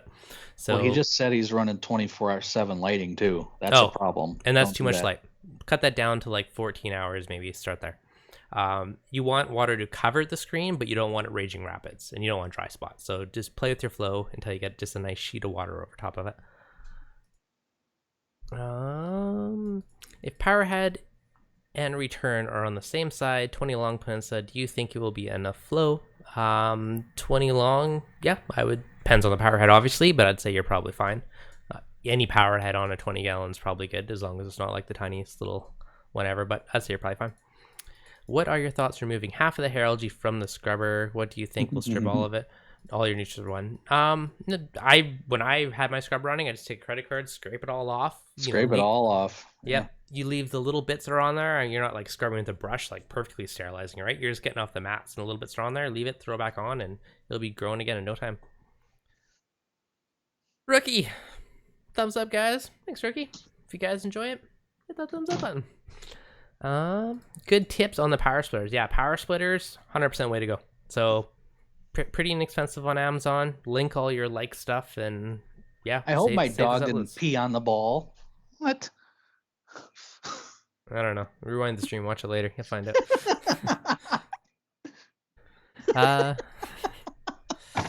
Yeah. Chris Lee, tired of dumping in reefroids and frozen bioenhance set on both the bottle, small something on the canister bio-ring, some sort of rubble pad, carbon 2. I have no idea what we're talking about, Chris. Hopefully he didn't do that. So you just read that now? Mm-hmm. Well, he's gone now, so. Yeah. Oh, God. As somebody who deals with server automation, high availability, I struggle with the lack of high availability of Neptune's arsenal.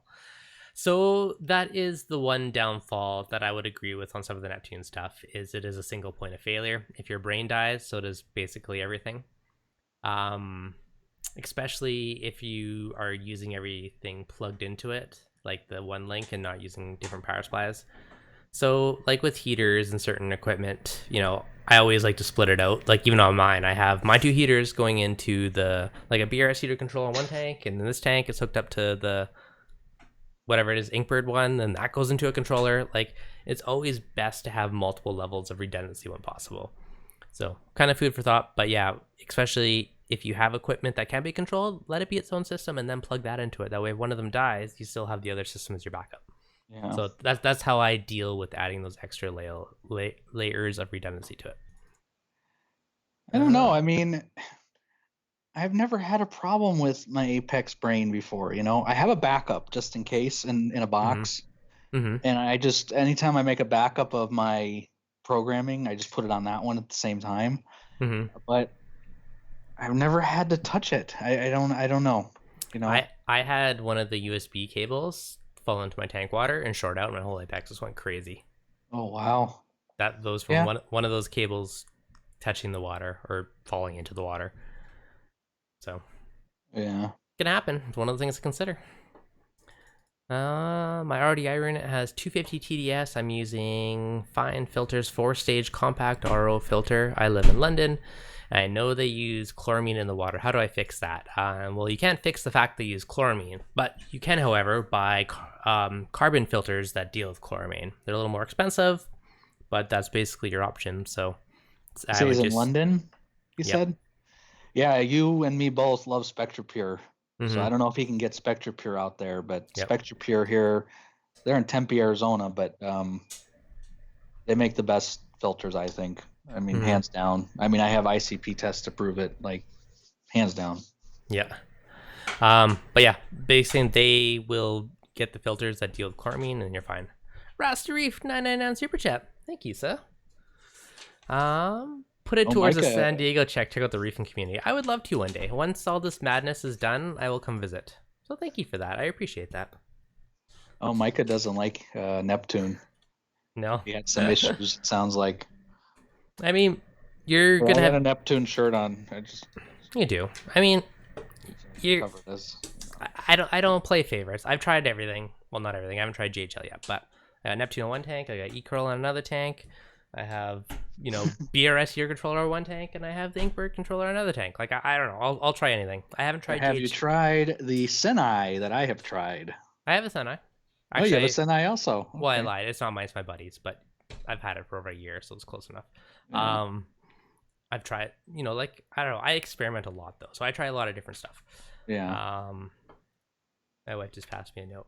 Come with me if you want to eat. I think that means dinner time soon. So I may have to cut her short soon. That's okay. Yeah. I love Neptune. I love Apex. All right. Mika loves it. Okay. So Neptune has been in the industry the longest, and they have a bazillion modules, so you can do a lot with it. It's definitely one of the more refined ones. I do think there's definitely some cool contenders coming up, which is good to do a little friendly competition for the market and keep people innovating and hopefully, get some good price points for us consumers. Hey, Ecotech's new stuff looks pretty darn cool. Yeah, like even on that, like I've been beta testing Mobius for a few months now. So I know in some of my content, you can see I have the pumps and everything on there. The public one doesn't have that all yet. It's coming though, don't worry. But like I've been using Mobius to replace a lot of stuff lately, right? Like I just use like Neptune still does like my probes and automate some of my stuff, but for the most part, I just like open Mobius. I activate feed mode through Mobius, not through feed mode, right? On Neptune, like there's a lot of stuff. So I know some people are like hardcore with all in one app and stuff, but I don't know. I think there's a lot of cool stuff coming. So does the other fella? I'm a fella. You're a fella. Have a YouTube channel. He sure does. Reef Automation. I just did it. There you go. You beat me to it. I'm plugging.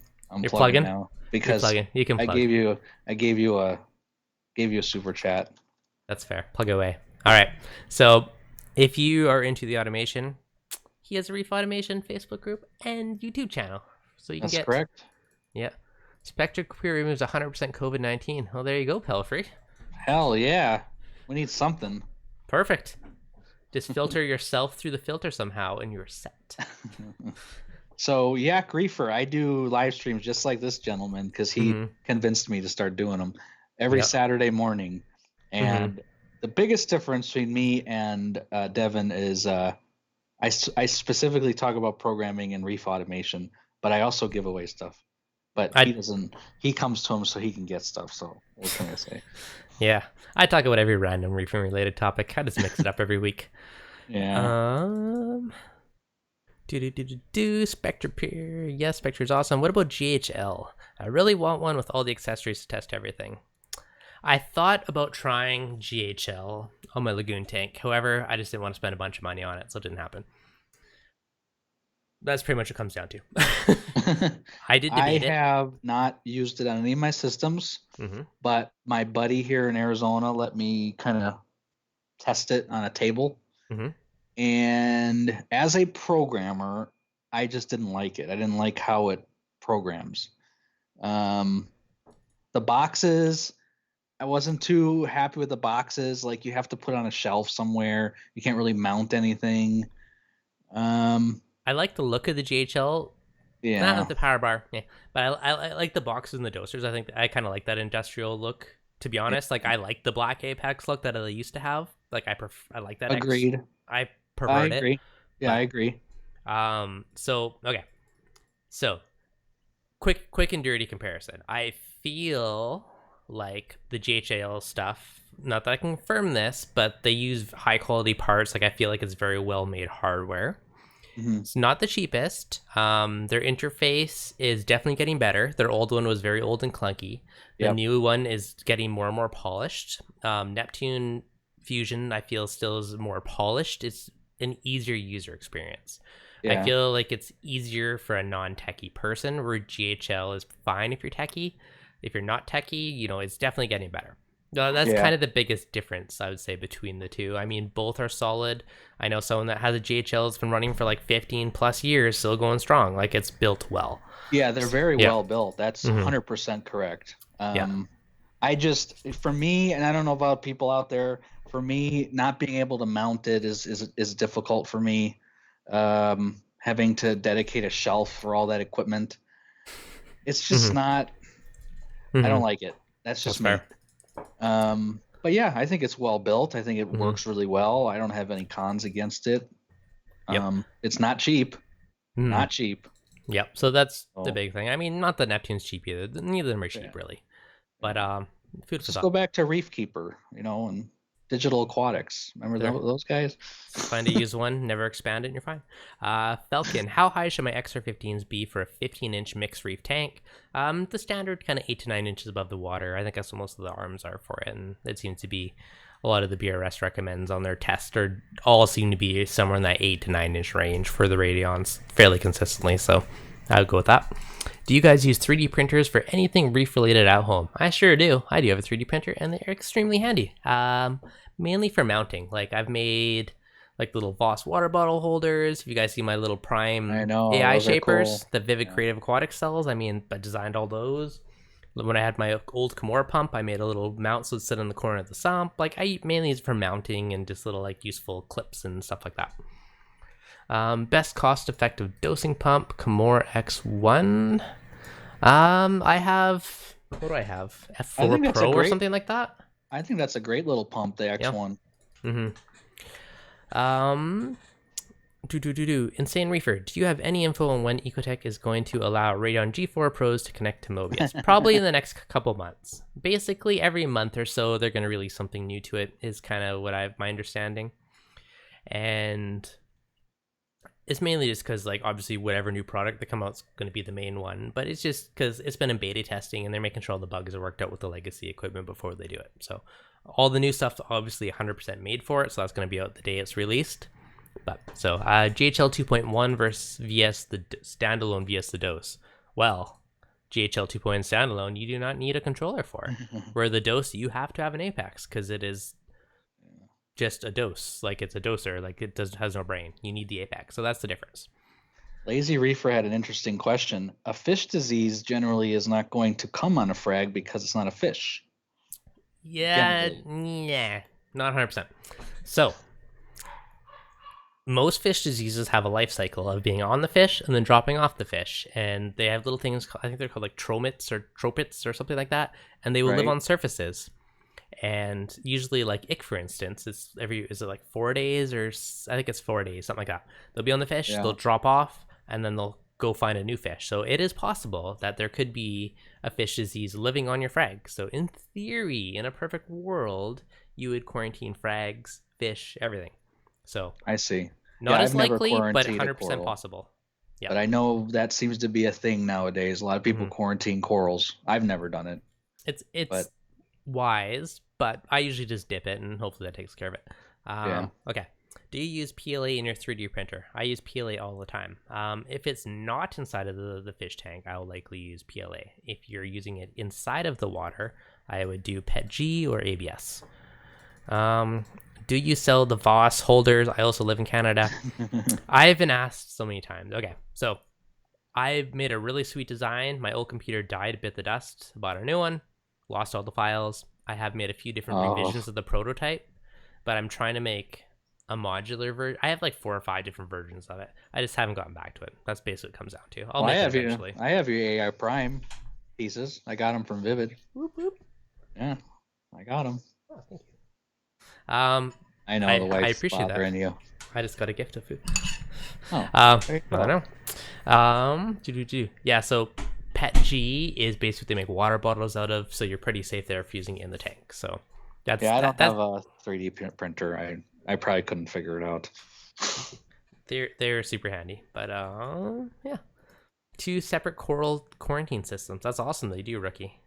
That was my plan for the nano, but then I bought my buddy's tank and all the zoas, and now it turned into a zoa tank. The intentions were there. I was researching and saw this live chat. Should I vacuum my crushed coral sand bed or let my hermits do what they do? I would vacuum it once in a while. Just because, you're probably fine, but over time stuff will build up. Especially in crushed coral, it's harder for creatures to get down to the bottom of it. So stuff's easily going to fall through those big cracks. So it's actually probably less likely to get kind of filtered by the crabs being crushed coral. So personally, like once a month maybe, I would just pick a small section of the sand bed, like 25% of it maybe, and just do one. Maybe next month you do another chunk, but just slowly do it over time. And it's more just preventative for long-term potential issues. Yeah, I vacuum once every couple months. I don't vacuum that often. I don't know. Yeah. Falcon J Doc, how is the lagoon coming along? So the lagoon has barely any rock in it now, and it's turned almost into a full frag tank. So it is not a pretty display anymore. It is just packed full of acros on chunks of rock and discs and stuff. Now it is full to the brim. I literally added like 3 frag racks to like fit more stuff on the edge of the tank because there is no bottom space left, and I am half considering selling it and doing a custom tank that's like 2 foot by 7 foot and just do it against one of the side wall or something to get more space. I love that tank, man. I know, it's a cool tank. I love the board and what you did with the plumbing and. I know. Come on, man. Maybe I'll just sell the corals and then I don't need space anymore. We'll see. We'll see what happens. But I'm toying with the idea of a bigger one, just because I feel like there's too many tanks. I just want a display and a nice frag tank, and then that's it. So we'll see. And and if when I eventually upgrade my 15s from the G4s to G5s, like the rest of them, and I can steal the G4s and use that for a long tank. So I was like, this might work out, depending. If I can sell the frag tank with some of the gear on it and to pay for the new tank, then it might happen, but still up in the air. I asked for a quote just on the new one, just out of curiosity to see. I know. I make way too much work for myself. Falcon, I think the same thing that you're saying, buddy. All the effort went in. I know. That's what I'm saying to myself right now. Yep. Do you think I should vacuum my Hawaiian black sand slowly if I'm vacuuming into the filter floss? Well, you don't want to suck up all your sand if you're using like the bigger vacuum ones. Like you just kink your hose a little bit and put it in and just make sure it sucks up all the particles. You're using black sand, which is magnetic. Not that it has anything to do with vacuuming, but just make sure you don't get it on your magnets or anything like that. Yeah. Yep. Send me some coral. Yeah, send them some coral. If you would like to donate to Devin bought too many tank shutdown funds. Hey, I donated to the Gen 5 fund, and you got, I don't know, you got halfway there now. Yeah. There you go. Which the ironic thing is, though, I got a blue and a pro. Well, I still got my Gen 4s, and I'm not touching them. I'm not touching them. Gen 4s are amazing lights. You don't need to touch them. If you had 3s, I'd say it's a big jump to justify it. But 4s to 5s, it's a harder bullet to bite there. And then my overkill nano with my XR15. Mm-hmm. For people that don't realize, this is a 7-gallon tank. Yeah. You're overkill everything. Dustin, hello everyone. New to the channel, new to Saltwater. Well, I don't have one yet. Sweet. But I want to, a little hesitant. Welcome, Dustin. You are in the right place. If you got any questions about getting started, let us know. Yeah, Dustin, man. There's so many videos online. I would highly recommend looking at Bulk Reef Supplies 5-minute videos they have, how to set up a reef tank or saltwater tank. They are so helpful. If I had those when I first started, man. Mm-hmm. They had YouTube when I first started. Yeah. Right? HP's Reef Creation. Great wife. She brought you food. Yes, she did. She's a very wonderful wife. Dustin, if I can give you one piece of advice, is to research, then do more. 100%. Soak up all you can. I probably have like 400 videos on my channel. Bulk Reef Supplies 52 weeks of reefing is a good binge watching one too if you got lots of time. Yeah. Tons of information out there. Of time now. One thing, kind of sort of piece of advice is there is tons of ways to accomplish the same thing. Like pick someone, if you find a tank that you like, kind of try and copy or do something along those lines. Like don't try and copy this guy and that guy and that guy and that guy. Like just pick one method and kind of stick to it and just be consistent. XR30 on your 29-gallon? Oh my goodness. I debated that for my 30-gallon innovative marine tank, but I was like, oh, it's like my justification that started me on this whole Radion thing, because I had a bunch of friends with Radions and all their tanks was amazing. I'm like, damn it. I'm like, those are nice. So I had my cheap China light on the tank, and then like eventually I'm like, man, this is like $1,000, $1,200 bucks. Like this is the most expensive thing ever, but I really want it. So I saved up and eventually bought my first 2. I was looking at the 30, but it was like not quite 36 inches of spread. So I'm like, I can buy 2 15s and just space them out. And I got my perfect spread. And then I upgrade. I'm like, I'll just buy some more and upgrade it, buy another light. You just keep on tacking on. So well, I had a Gen 2 and when it first came out, and this was a long time ago, I had one of my buddies come over and opened the lid to my tank, and the entire thing fell in my fish tank and fried my Gen 2. And that's an 800 at the time. It was an $800 light. Mm-hmm. I'm like, oh, dang, eh? Yeah. Oh, that sucks. That hurts. Looks good now. I'm hungry. How is the Reef bot going? Oh, we should talk about no. Don't ask Derek because his has a lemon and he complains a lot. Mine's still going solid. It is under my desk. I actually told it to do a test today.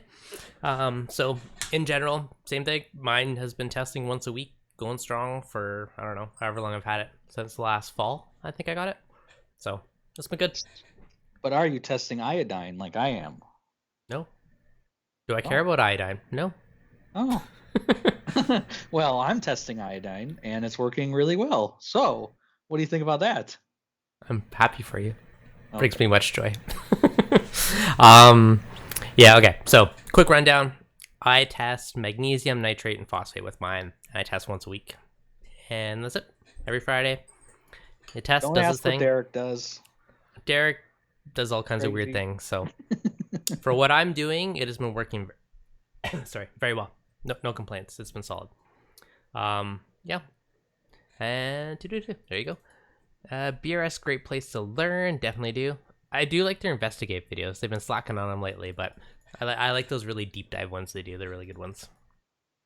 Yeah, they totally. What was it? They debunk something. What was it? Yep. Oh man. They debunk a lot of stuff. Yeah, I'm still curious what the color separation is like on the upper 6 inches or higher of the G5. I will check later. The G5s have amazing blending for LEDs. I have not noticed, like, there's been zero disco ball effect in my eyes with it. They have like this kind of like micro frosting type of thing, like an acid etch almost on the lenses of the new ones, and it gives it like, it's not quite like a G4 diffuser, but it's like pretty darn close.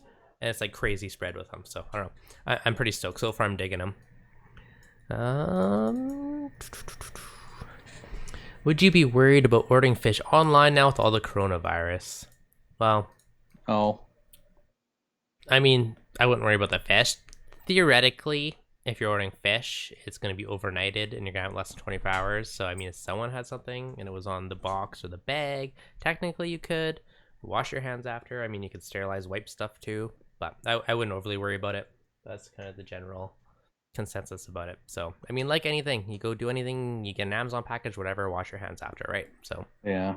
I wouldn't say fish or anything's any different, but, just being cautious. And don't get anything from Italy. Just don't get anything from Italy. Thank you. Yeah, so, I mean, I'd still order fish and coral, but, just use extra, wash your hands a bazillion times after. Anything else, don't touch your face, poke your eyes, lick your fingers, all that stuff. Hey, probably Dustin, man, I was a noob too when I first started the hobby. Everyone has to start somewhere. Yeah, we were all there. I was too. And I just have some crazy obsessive reef personality, and I just go deep into everything. And Dustin, if you really are wanting to do this, just make sure you have deep pockets because it gets expensive very fast. Yeah. Okay. It doesn't have to be, but it definitely can be. Yeah. Well, I'm crazy. You're crazy. It doesn't have to be expensive, but yeah, it's easy to go down that rabbit hole, and everyone starts out on the super cheap budget. Most people go fancier long term. That's at least what I find. Yeah. Really depends on your personality type, though. Yeah, and depends, I think I had this conversation on my last stream, but when it comes to electronics in general, if you spend a little more money, you get a little more longevity, typically. Mm-hmm. If you spend less money, you get more problems. I mean, that's generally the consensus of most electronics. And the same thing would be told in this hobby too. Mm-hmm. Yeah. Is Petco's Hydrometer good to check my specific gravity? Any of the ones with the little floaty bobber inside are not the most accurate because you're dumping water into there. Any tiny air bubbles or anything is going to mess with the reading.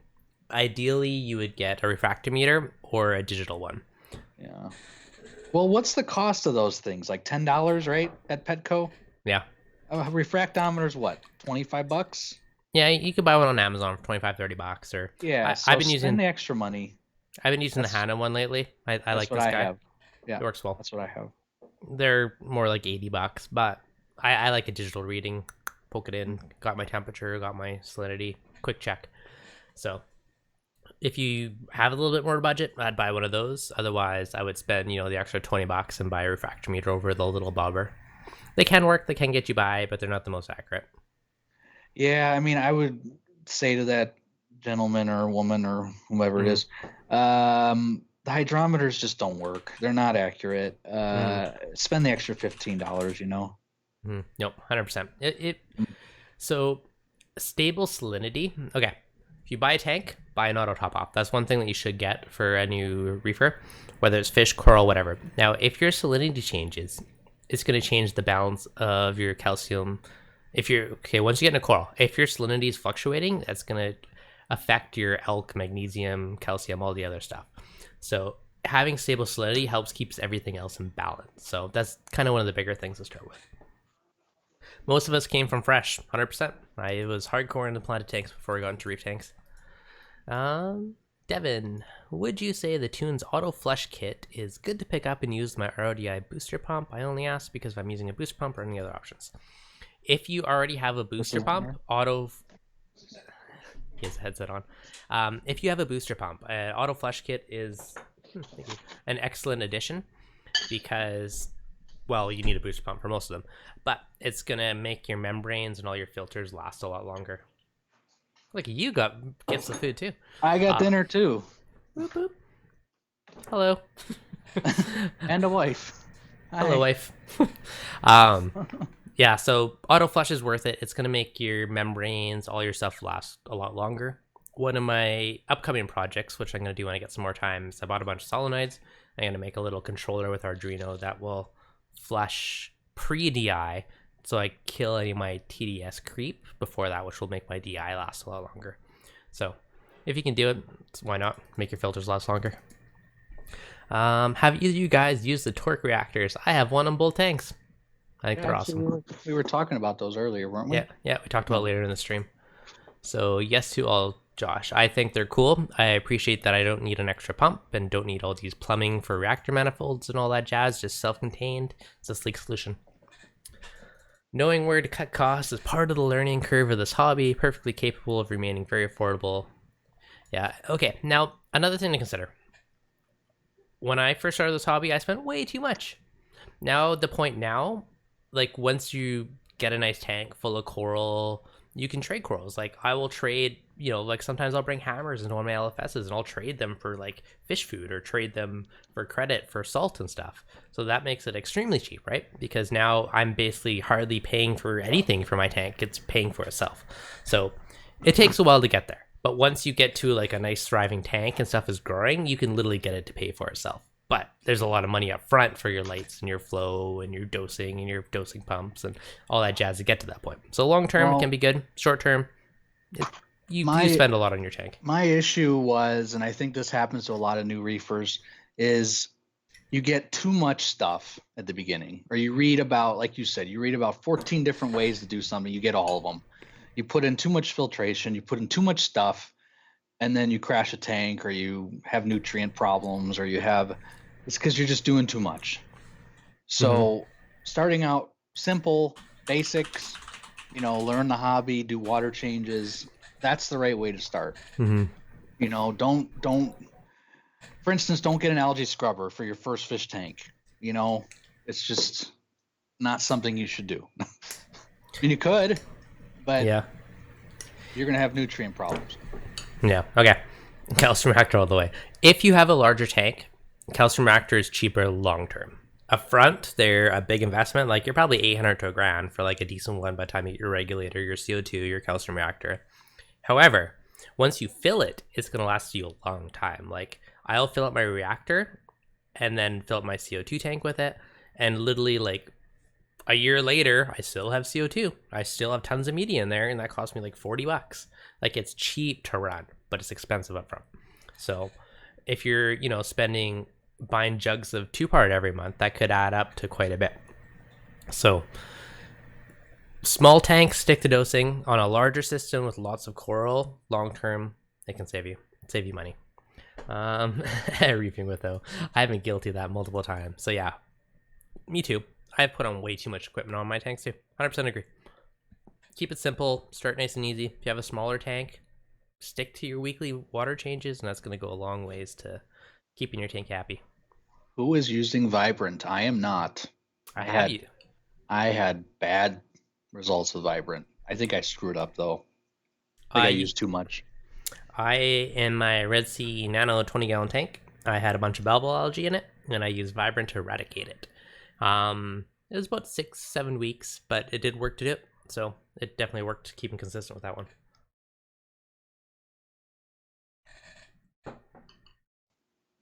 Yeah, I had a huge cyano outbreak after I used it. I've heard a few people say that. And I think that just means you're dosing too much of it. So, that's what I was reading too. But I've never had to use it again, thank goodness. I haven't had, with a good Refugium or Algae Scrubber, you'll get all that, most of the time you get that algae into that scrubber.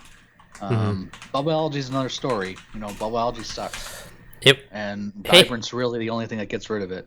Yep, it definitely works. Apparently, fluconazole will also work on it.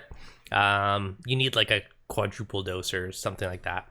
So another potential option. That stuff actually works amazing. I had a temporary tank down there. I had a bunch of hair algae. I dumped that in it, and a week later, it was like algae free. Like that stuff actually worked quite well on it. I haven't tried on bubble algae, but I've heard if you do like a triple or quadruple dose, it will get rid of it. So yeah, but the opposite's true too. If you're using Vibrant and you have a Refugium or an algae scrubber, more than likely you'll kill all that. I mean, yeah, probably more than likely. So you got to be careful if you're going to be using Vibrant. Algae scrubber, you'll definitely kill. I don't know about Chaeto, but it will kill hair algae for sure. Yeah, which is what an algae scrubber is. So if you did have an algae scrubber, I'd take it out and just throw it in a bucket of water, just let it live in there, and put it back online later once you're done. Or just the bubble to Jessica J's. Yes, Vibrant will kill bubble algae, no doubt. I've seen it multiple times. Absolutely. Yep. Automated water change on a 30-gallon tank using a dosing pump. If you're using a good dosing pump where you can calibrate it very precisely, you're probably good. Just keep an eye on your salinity so it doesn't drift over time. Like if you're sucking out too much salt water, your ATO is going to kick on, and your salinity is just going to keep dropping. Mm-hmm. Now, if it's not sucking out enough or it's draining more than it's adding, same thing, right? So your salinity could drift up or down. So just check it once in a while. I had a buddy do it with the Jabo pump and it worked fine, but just know that you may have to correct once in a while. My T-Rex dog just came in the room. So that's kind of the biggest part to just note with it, but you can do it. If you have a higher quality dosing pump where you can get, calibrate it very precisely, you're probably pretty fine. But same thing, just keep an eye on it once in a while. But you can absolutely do it. This guy's got a good question. You love the flipper magnets. You have like 5 of them. Yeah, they're awesome. They're super thin, so they're not intrusive in the tank. I don't like the nano one. The magnet's way too weak. Nano one, I have one on the nano beside me, but I still feel it's too weak. The normal one and the max one are wicked. They're awesome. I actually put 2 of them on my big tank, so I don't have to like go all the way around. I got one on each side of the peninsula. Kind of overkill, but it's nice and just makes it super easy to clean each side. I just bought the Tunzi one. I just got it. I have a flipper magnet too, but it works great. So I'm starting to use that now because it's much smaller and it's got 2 sides. So when you go this way, it scrapes both sides and just a little bit easier. That's kind of a nice touch. Yeah. Didn't it like stick out a lot though? It wasn't like a big handle or I don't know. There's something on that made it more. It has a pretty big handle, but I just take it out of the tank obviously when I'm done using it. I don't keep it on the tank, so. Oh, mine's staying 24/7. I never take it out. Yeah. Most people will do that. So. What would you put in a 40-gallon sump? An auto top off, a skimmer, if I have space, a Refugium. So what did you get for dinner? I have some lovely pasta, which looks like a bunch of veggies and some tuna and some other delicious stuff. Oh, lucky you. I have a salad. Nice. Insane Reefer. I like your Flame Hawk. Thank you. There's actually 2 in there. Those guys are super cool. They're just such curious. They're always like, what's going on out there? What are you guys doing? Little googly eyes staring at you. Yeah, I got a long nose. I have a long nose hawkfish. He's pretty cool. Nice. Couldn't live without. Ooh. You go first while I take a bite. I could not live out without my Trident now. In your case, your Reef bot and your Alcatronic, but in my case, my Trident. Absolutely, hands down, I don't have to touch anything. Second to that, I would say would probably be a calcium reactor. Even though I might be getting rid of mine, but no one knows that. Well, you just told 100 and something people, so now they know. And because I am me and I'm Reef Automation, I would have to say the controller or the monitor. A monitor. It doesn't have to necessarily be Neptune. It can be any monitor. But a monitor to tell you what's going on. Yeah. Okay. Those would be my 3. Okay, that's fair. Well, I couldn't live without. I could not live without an auto top off. Okay, that's a good one. Yep. You obviously can't live without a power head because you can live without a return pump because you could have just a single tank, but you need a power head. You need those are the 3 basics. Auto top off hands down because I am not going to auto top off my hands by myself every day. I like automation. Do you need a controller? No, it's nice to have. He's saying what you personally could live without or couldn't live without. I think he said auto top off. Me personally, I have to have a controller. That's just me. No, but you can't. This isn't controllers and attachments. 3 single items. What are they? Oh, okay. Whatever. Go ahead. Auto top off. A decent wave maker. I'm gonna go with a Vortec because I like the fact that I can put a battery backup on it without any other equipment. And a decent light. Okay, he wins. Let me you. tell you why he wins. Those are things you have to have, I think, in order to have a reef tank. I think you didn't understand your question, though. But I'm going to let Devin win this one. Because he's right. You need an auto top off. You definitely Mhm. need a power head, and you definitely need a light. And if you're gonna have coral, you want a doser. You can dose by hand. So much nicer to do it. Now, if you got more slots, auto tester, heck yes. I love having my auto elk testers. So, what's your Favorite favorite? ATO? Zunzi Osmolator. That's my favorite one. That one's pretty solid, tried and true. That being said, I don't have one right now. I got Auto Aqua on the That's a good Lagoon. one. Yep, it's been pretty solid. And I got the Neptune ATK on my big tank. Also a good one. Yep. I Also mean, a good one. honestly, they all work pretty good.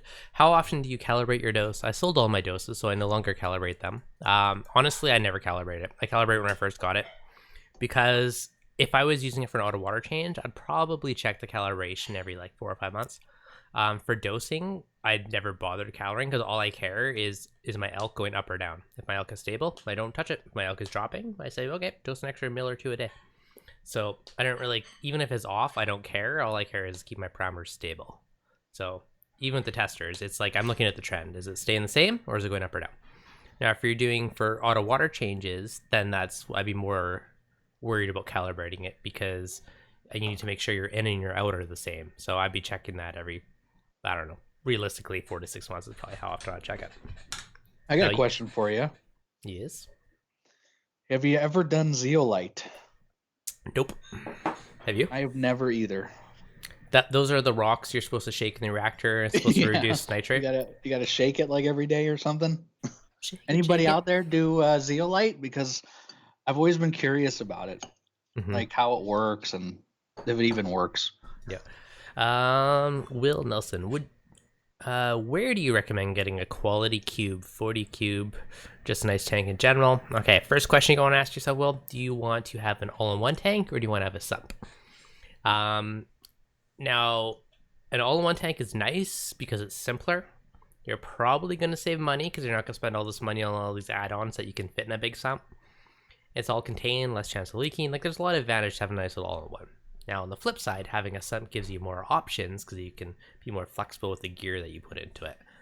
So, kind of depends. Personally, I mean, if you're on the budget, you can go pick up, 40 breeder or whatever, like any kind of standard tank. You can make your own all-in-one. Did a video on that one last week. If it's going to be in your living room, you got a little bit of a budget, I'd look at a Red Sea or a water box or an Infinite Marine. Get something that's like a nice tank with all the polished edges. I'm a big fan of rimless tanks. I just think they look classy and sleek. So that's kind of the route I would personally go. But no, I don't think is it Zeovit or Zeolites, right? Zeolites is the name of the rock. Zeovit's the name of the system, from my understanding. Yeah, he's saying isn't that for low nutrient systems? I do not believe it is. At least from my understanding.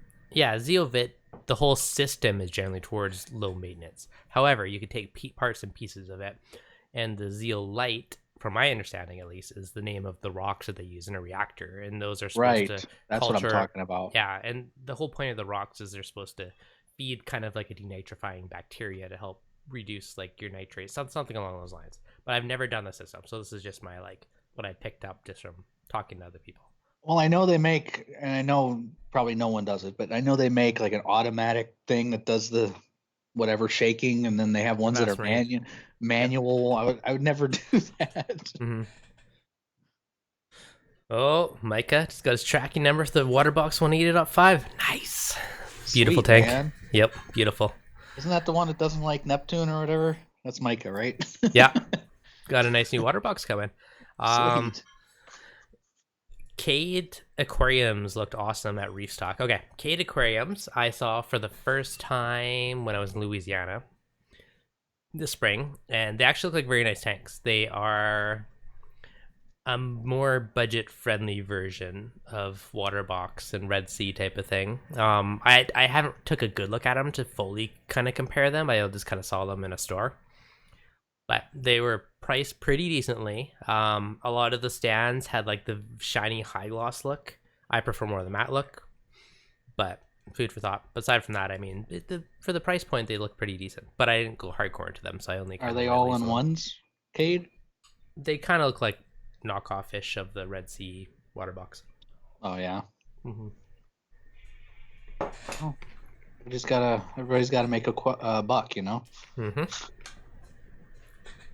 Okay, yes, zeolite, the rock materials, and zeovit is a program. Okay, yeah, so we got that right. Zeovit is the best tank I've ever had. I'm trying to get the Skims automatic reactor, but it's out of stock. Interesting. Mhm. So he has done it.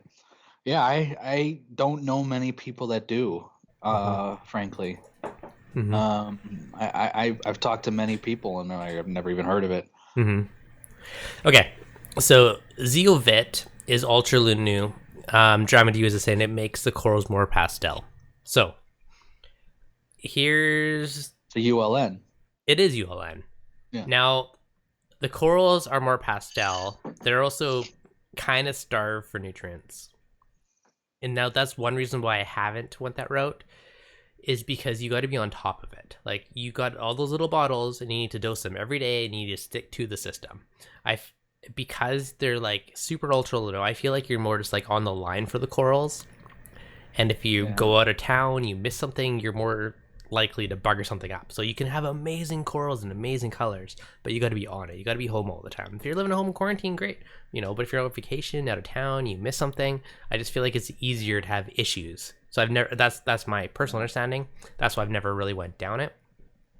That, and I'm just probably be a slacker on dosing those 8 million things. I need too many dosers, but lots of people do it. Lots of people love it, but there's a lot to it. So it's very involved system. Hey, Micah, you got to join my Reef Automation group then. Mr. Reef Automation Nerd. Yeah. He's poking fun at me, so I'm giving him some back. Anyway. Josh, have you looked at the new Red Sea 900s? I've not seen them in person. I only saw the little email blast about it. At the Waterbox 130, I want a larger tank once I move house. I have the 220 Waterbox, the Peninsula, and love it. It's a beautiful tank. Even the overflow tower is glass. Like everything's just like, and like laser or whatever scenes heat out, but like in the teeth in it's all glass. I don't know. Really, everything on it's like gorgeous tank. Really happy with it. But Fish Matter said exactly what I'm thinking. Sorry. Yeah, no worries. There are many levels of Zeovit. There is Advanced Zeovit, where you control the zoo and Theli and get the pastel colors. I wouldn't go that far. I just go for nutrient reducing part. That's fair.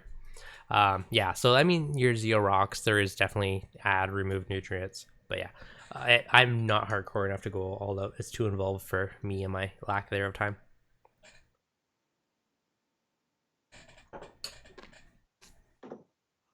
Right, automation firmware. Nice. Really? That's awesome. I'm gonna have to get in touch with this guy. Kind of automation firmware for like. I'm getting Derek excited. Reef, remember the Facebook group? Subbed you. There you go, man. Let's gain some new subs and new Facebook members. Well, I need Micah in my group because he says he's a Apex freak, so we need more people like that. So you're getting all the Facebook groups. So if you guys are not in the Reef Dude Saltwater Chat Facebook group, join that one too. That's right. He has one too. That's right. Exactly. I know. I never talk about my Facebook group. Anyways, it's in the description for links to Instagram and Facebook group and all that. So the real question is, how many Facebook groups do you subscribe to? Oh my God, probably 100. lots. All the saltwater because ones. I saw you chat literally on my local group in Arizona, and I was like, "What are you doing on here?" My aunt lives in Arizona. What if I'm down there and want to meet some reef tank people? I guess so. I was like, "Holy cow!" I was in Louisiana, met a bunch of people in the Bayou Reef Club, so then I joined their Facebook group. I'm like, I've met you. Man. I'm like, I filmed your tank, I've met you. Like, I don't know. If I go somewhere, I just join the group and get to know some reefers. Why not? So I'm in a million groups. Micah just mentioned Crestron. Look at that, man. That's what I do for a living. I'm a Crestron programmer. That's my literal position, my job position. I'm a Crestron certified programmer. I feel a bromance coming on here. Yeah, it might be. Opinion. This guy has a great question. Opinions on putting a tank upstairs on floorboards. Devin, would you know how to do that? I have a 200-gallon tank upstairs. What do you know? Okay, so one, make sure your floor can support the weight. I added a couple 2x6s to support the stair stringer header thing around it, just to make sure I had lots of support there. Now, if you're talking about the floorboards and the tank sitting on it specifically, same thing. I know with my water box tank, it has like 20 plus leveling feet on the bottom. It just makes sure you distribute the weight, especially if you have a hardwood floor as a softer wood. You could just put like a chunk of wood underneath. I think I put a chunk of 5/8 plywood underneath, and just to make sure it's one big flat thing it's on. But just something like that to distribute it. But you're probably fine for any kind of denser, harder flooring. So just make sure your second floor can support that weight. Someone has a wonderful question. Anyone using the Reef Keeper controller? I love it. I have never owned one. I have a buddy still rocking one. I had one. Yeah. They're out of business, unfortunately, but I had one. Pretty sure Neptune bought them. Yeah. Mm-hmm. So anyone using one? No, but I had one for a long time because I didn't want to spend the money on Neptune at the time because they were 3 times the price. Yeah, pretty much. Adam Moore makes wire for Crestron. Really? This is a small world here. Reefing hobby unites. Someone wants them to call them. I don't have your number, Deeksha. Sorry. He's married, sorry. Yes, I am married. Mm-hmm. I have a 5. Corwin, yours is upstairs too? 565 gallons upstairs? Oh, he has a massive tank. I'll have to get you on show that one day. He's definitely reinforced it. He does have some posts in there, which is important. You got to make sure your floor can support it. Like, if you're putting a tank on second floor, like most people are like, oh, it's going to fall through the floor. It's not going to happen soon. It's over time. It's going to stress it and start to sag, and it's long-term issues. It's not necessarily like day one you're going to have an issue. So it's probably worth spending, $200 or consult an engineer, get that peace of mind. They'll say, yes, it can support it, or no, you need to reinforce this. Just peace of mind is worth just making sure you're right, especially if you're going I remember big. when I was a kid, I had a 55-gallon freshwater upstairs. Mm-hmm. No one knew. Just throw water up there. Who cares? Yeah. That was when I was about 10. Yeah, I know, But I know, I bought a house now. I want to make sure it's not going to cause a long-term thing. I had an engineer friend come over, check it out, run the numbers, figure out the game plan, and make sure it's safe, right? So long-term, just make sure you do something right. Just save yourself the hassle. It's worth the small upfront investment for long-term peace of mind. Yeah. I think Corwin sent me a picture of his tank at one point. I'm trying to remember, but I didn't know it was upstairs. Holy cow. Yep. Yeah. Reinforcing that kind of weight. Oh my God. Yep. Gravity is an angry mistress. Yes, she is. Yeah, no, his basement's like the big sump area. He posted some photos to the Refugium group a while back. Corwin, I have to post some updated photos to the Facebook group to show and tell. Yeah. Yep. I'm gonna be checking later. I think I was speaking to him, this morning, and we were talking about the ACR that he still is waiting on. Yeah. He's still waiting on his ACR, yeah. Still waiting on it, eh? Woo. Yeah. I heard of someone that might be selling one. You didn't hear that from anybody. You don't know what you're talking about. Okay. Reefing with I always like that too, but my Apex crashed when I was traveling. How did it crash, Seymour? What happened there? I was controlling everything. My tank died. Yikes. I'm curious to know what happened. I want to know this backstory. 400-gallon tank right in the middle of the floor. Walk around island tank. Very cool.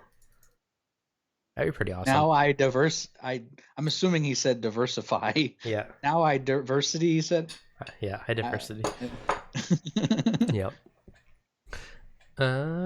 What's your take on mariculture corals? Worth the price? Prices are almost doubled. So here's the thing. Wow. When we couldn't get into corals, the prices went jacked up.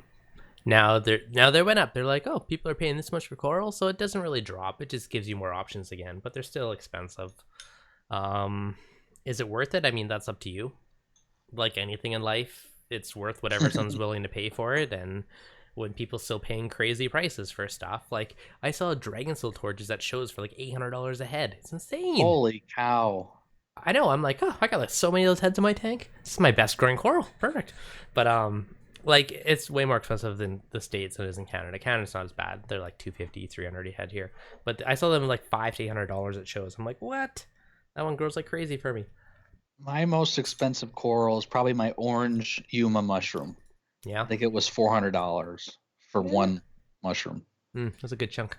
Yeah. Although my new clam, which I haven't shown off yet, is pretty badass. A blue squamosa is about 5 inches. Really? Yeah, I gotta take a picture of him and put him on the site or something. Have you seen my blue squamosa? That's like a football.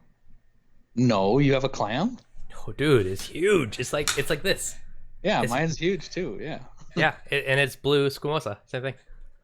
Oh, where did you get it from? I Instagrammed it yesterday. Must have got it from the same place I got mine.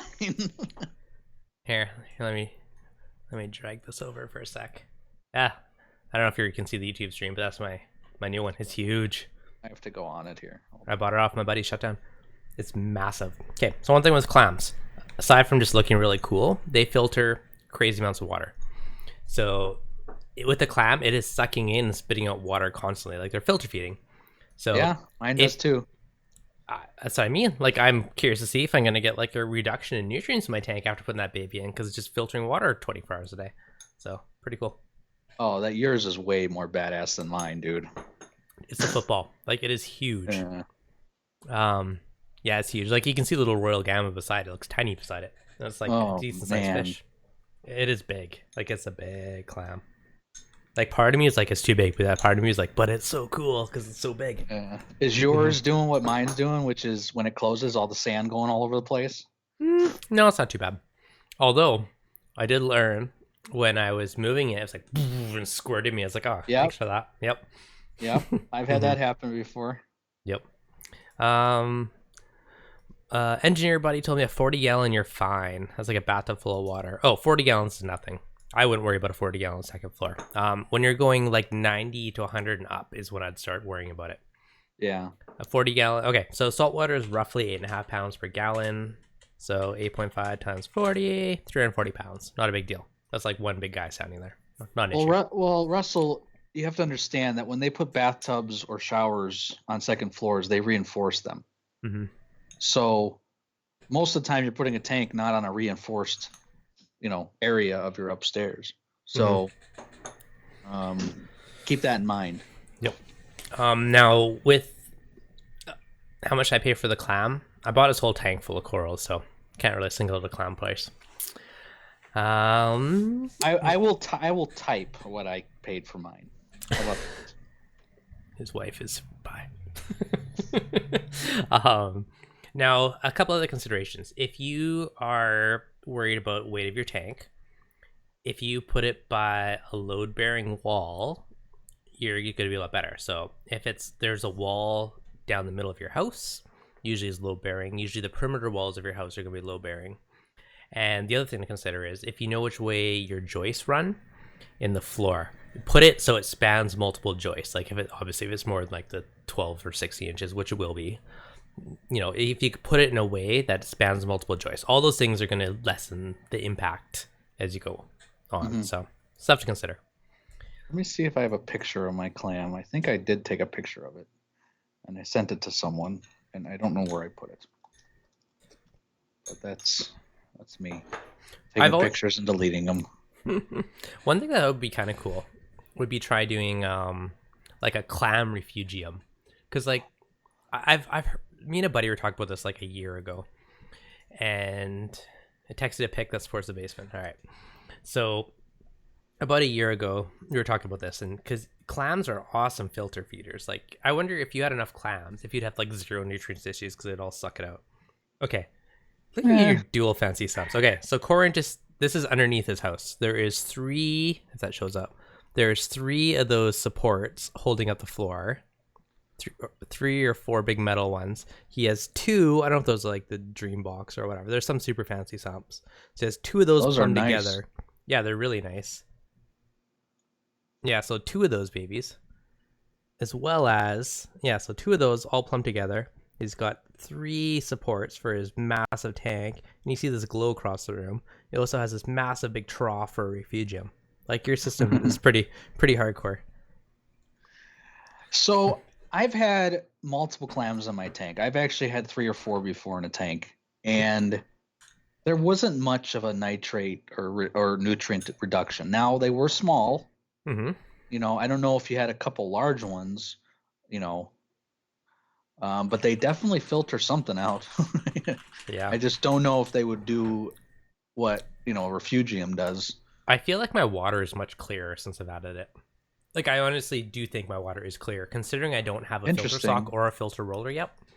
I also added Chaeto, so I mean that will stop particles as well. Like, it is kind of like a mat that's gonna stop stuff. Right. But the water just seems clear considering there's no filter floss or sock. Chaeto and a clown, water's way clear. So probably a combination of the two.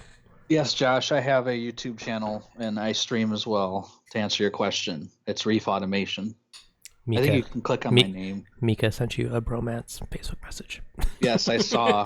I don't think he I don't think he realizes that I'm on a stream talking to you. I can't be messaging my bromance here. That's fair. I'm looking for a picture of the clam. That's what I'm doing. Slacking, man, slacking. That's what Instagram's for. Like, half of my Instagram is for me to look back at photos or look how much it's growing, or what was the name of that coral. I got an idea. I got a better idea. I'm gonna go take a picture of it and then come back. You're funny. So Fish and Addict thought about a clam refugium too, but they consume a lot of calcium when they grow. Yes, they do. Calcium reactor definitely helps. Never hurts. We got a pooch filling in for Derek. But yeah, no, I think it'd be pretty cool to have a ton of clams and do it. And even if you had a display refugium with just tons of clams in it, one, it'd be a wicked tank on its own. But I am kind of curious. I might actually see if I can reach out to Biota or someone that cultures clams and kind of see do you actually filter your tanks? Do your clams do it all for you? Because now I'm super curious. Well, me and you have the same exact dog, by the way. Matt T, yes, we do. You run no filter socks. I normally do. I just haven't installed it yet because I don't want to change my plumbing twice. But normally I'm a huge fan of the filter roller, and my nutrients are still on the high side, probably because I'm not running my filter roller right now. So there will be one coming back. I'm just amazed at how clear my water is for not running it, just from the clam and the Chaeto. Yeah, I wouldn't want clams in my fuge. I mean, I'd want to see them. I mean, maybe if they're ugly clams. Display refugium. You could have a second tank plumbed in. There you go. It's not a great picture. I did it really fast, but it's very blue. Yes. Nice. I did it very fast. Very nice, very nice. All right, I want a picture with a filter later so I can actually see it properly. All right. Not right now, later though. Australia prices aren't really related. 20 USD equals 400. It's not that bad. Just over double. Yeah, our dollar sucks too right now. Happens. You run no filter socks. Oh, you must have just talked about that. Yep, when you're gone. Always wanted a planted frogfish refugium. There's some really cool macroalgae, dragon's breath's really pretty. You can get those little shaving bush things, look like little Dr. Seuss trees. You could probably make a really cool planted refugium kind of tank and add frogfish or pipefish or just some kind of different fish in it. It'd be kind of cool. People do mangroves all the time. Mangroves are awesome. Mm-hmm. Yeah, they're super cool. Yeah. They're more for fun than nutrient removal unless you have a ton of them, but even the lagoon tank, if I do that big one, maybe I'll do something cool on one end of it, the mangrove, just for fun. Didn't Worldwide Corals, isn't their lagoon tank have a bunch of huge mangroves in it? Mm-hmm. Yeah. It has a really cool one in the back corner that's growing. Frogfish refugium. I posted a really cool Instagram video of it a while back when I was there for their opening day. So you can find it. But yeah, really, really cool. Yeah, I had a pretty large angler in my 55-gallon tank. He was awesome. Nice. They're really difficult to take care of. I don't know if you've ever had one. I have not. I just feel bad because a lot of them, they'll eat live fish and you got to buy damsels and stuff, and I just feel bad for them. Yeah, and they get really big, and mine actually died from getting sucked into the power head. They're really slow, so. That's That's no good. Greg Carroll, you guys are still on? Yeah, I got nothing better to do. We're all just sitting around at Rex are home. hardcore today. Yeah, I would normally be done like an hour ago, but today's a little longer. I'll probably cut her off soon, as I've taken like 5 bites out of my dinner. About Only 5? I ate my dinner. I feel bad eating too much on the stream. I want to be all crunchy. Oh. The hardcore ESM thing, whatever the heck it is. How to kill green. I have a green torch. I don't want it to die. I'm assuming you mean algae. Be more specific. I don't know. Someone on here wants me to call them, and I still haven't got her number yet. Oh yeah, there's a really nice green Millie there. Right in front of the Banga. Got a nice green torch straight above it. Lots of nice green. Green is probably one of the brightest colors in the reef tank.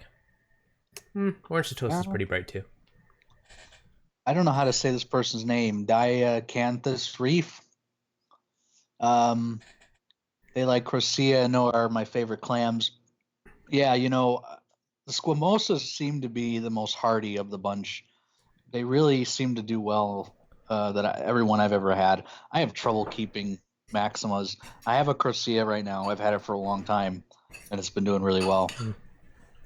I had a Maxima once, and something in my sandbed ate it, and I was very depressed because there's like a $120 clam gone, and something ate it from the bottom up. So I don't know if it was like a bristleworm, or I don't know what it was, but something attacked it from the bottom, so that sucked. So it was the first time I got a clam in a long time. But this guy's a beast. Squamosa is a bit easier. You're correct. Now we both have blue ones, which is actually more of a rare color for squammy, so that's pretty cool. So nicely done on matching clams. Yep.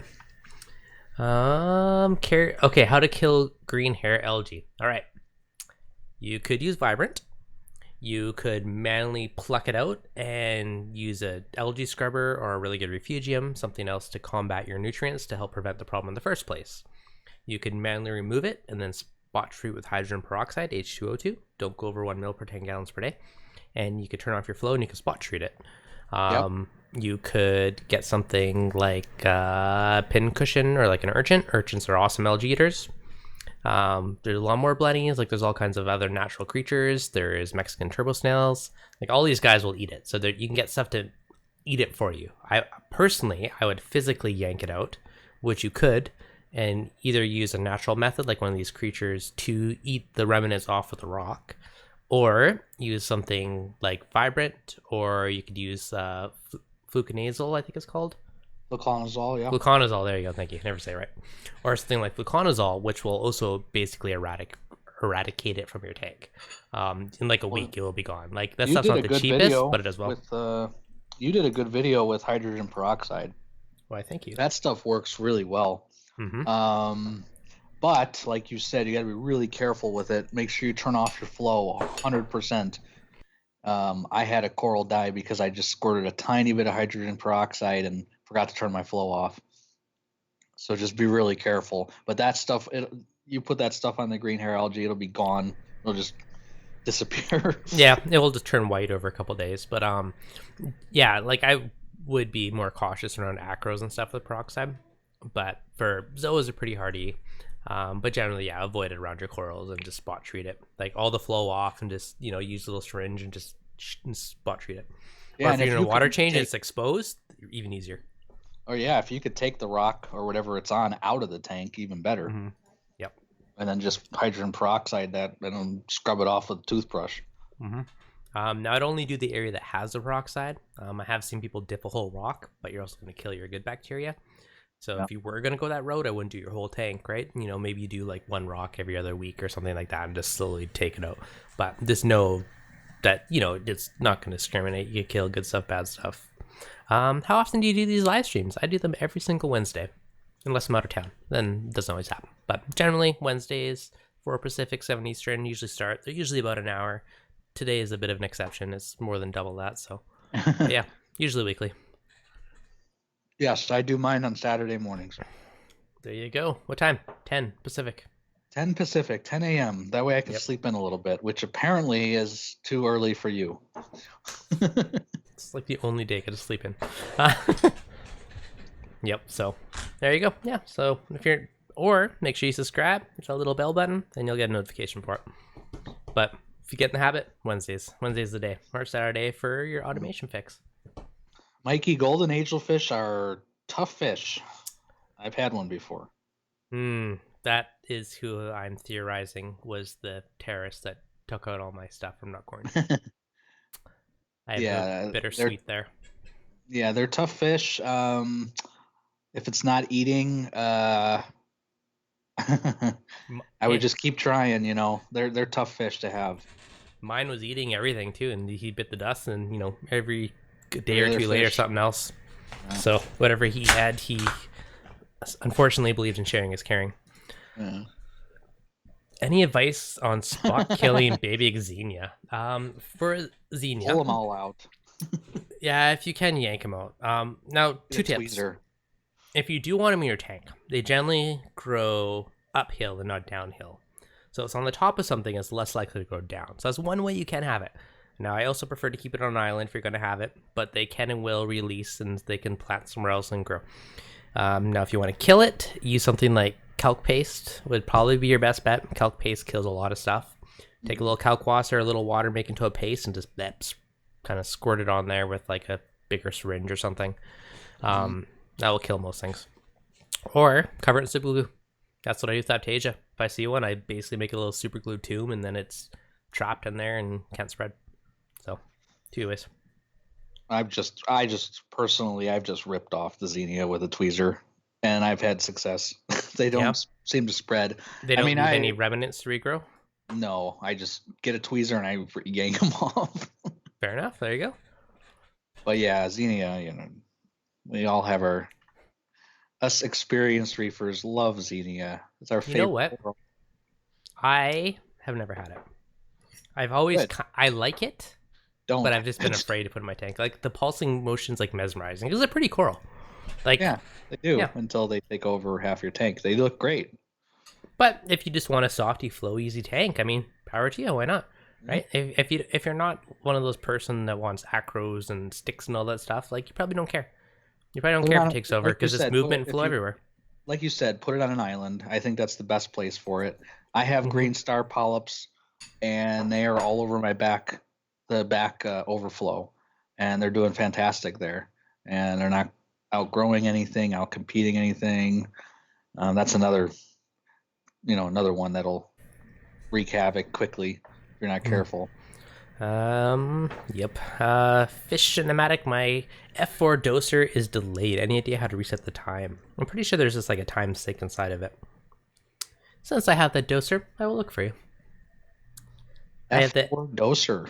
I have the Kimura F4 Pro, which I'm assuming is probably the same, hopefully the same. But, it's unplugged. Within the app, I think you go under settings or somewhere and you can do a time sync. Hydroids are a pain. I've had hydroids in freshwater, never in saltwater. Yeah, I've never had had hydroids. I heard people that have had them, though. Mm-hmm. I have had in my freshwater days with all my like planted shrimp tanks and stuff. Mm-hmm. But, I've been really lucky with pests. Really lucky. I've never really had any pests in my tank. I have a 6-line wrasse that pretty much eats everything. But I've never had any pests. Yeah. Algae problems, but no pests. Wrasses are good preventative because they will hunt down stuff. And you can see in the back, I got a red-headed wrasse just swam by in Millionaires. My new leopard wrasse, I'm stoked for him. The starry one. I've one of those guys for ages. That's an awesome fish. He's tiny. He's just cruising around. So far, so good. He's just 2 more days of quarantine, and he goes into the big tank. Do you still have like your 15 yellow tangs in there or whatever? 3. Yeah. Oh, 3? Just 3. Oh. They're cool. They're all friends now. Everyone's good. Like I posted a photo this morning. 2 of them are side by side. It's like hanging out together. It's good. I like them. Yeah. I got, what the heck was it? Some really cool Bellis angelfish. Ooh, those are cool. Nice. Yeah, really cool. Oh, that's awesome. All right. I think I might call her, though, so I can go finish eating and having dinner and everything else. Alcatronic / Mastertronic or Trident. Also the Reef pod. Keep sucking us in. Okay. I'll let Devin talk about this. I'm not talking about it. If you want an Apex and a doser, the Trident is likely a good match for you. If you want a calcium reactor, I feel the Alcatronic is likely a better solution because you don't really care about testing calcium. So that one's a waste with the calcium reactor because it doesn't matter. It is what it is, right? You tune your calcium reactor based on the elk. So who cares what the calcium is? It is what it is.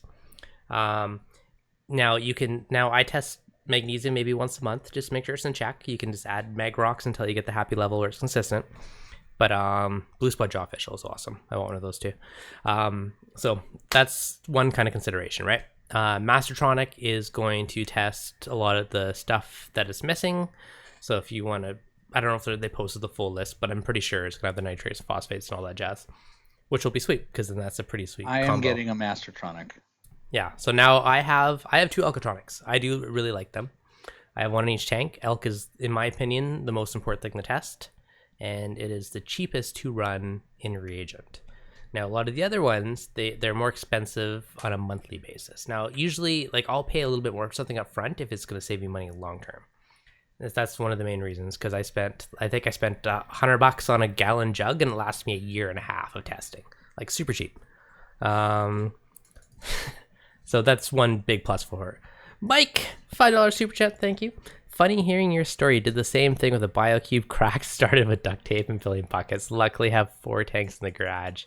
Whew, good thing you have backups. Sorry to hear that happened to you. That sucked, but I feel your pain. Gorilla tape. And thank you for Which is duct tape, but it's really strong. Gorilla tape. Yeah. I mean, it didn't fully stop it, but it did slow it down, so that did help. Yeah. But you gotta do what you gotta do.